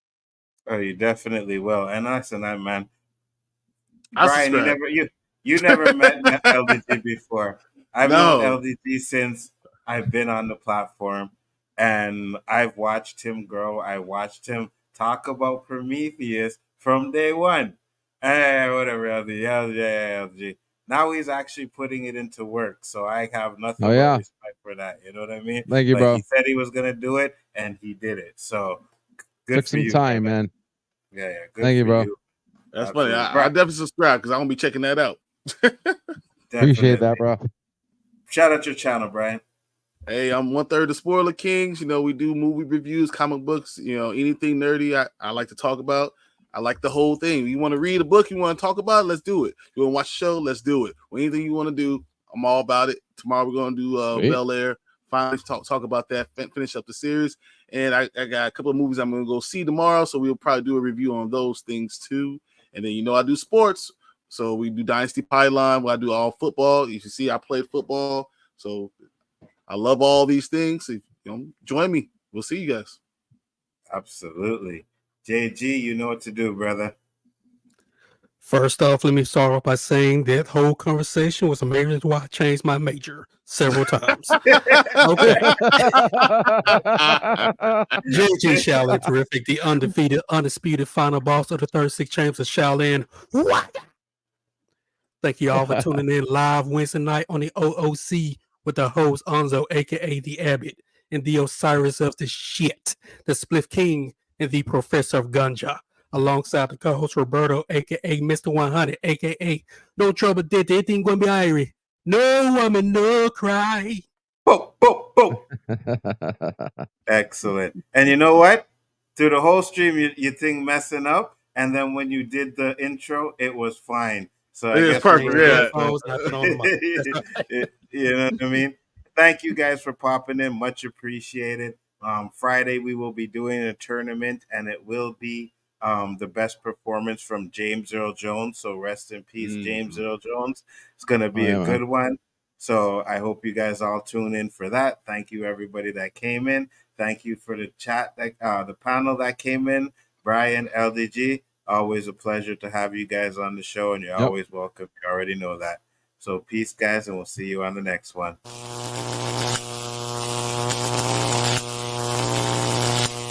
Don't really care about the top spot, I just want a bag. Got my foot up on their necks, no brakes, all gas. These rappers like BBLs, cause I swear they all ass. Ain't it crazy how they rise up and fizzle out fast? Oh my God, boy, who that over there with all them stands in the stands? Got them dancing with grand jumping high as they can. Norman Sand got a plan, I'm taking over the land. Broke ground on the internet, now we about to expand. Ooh. Dropping bombs, Palestine, Iran, yep.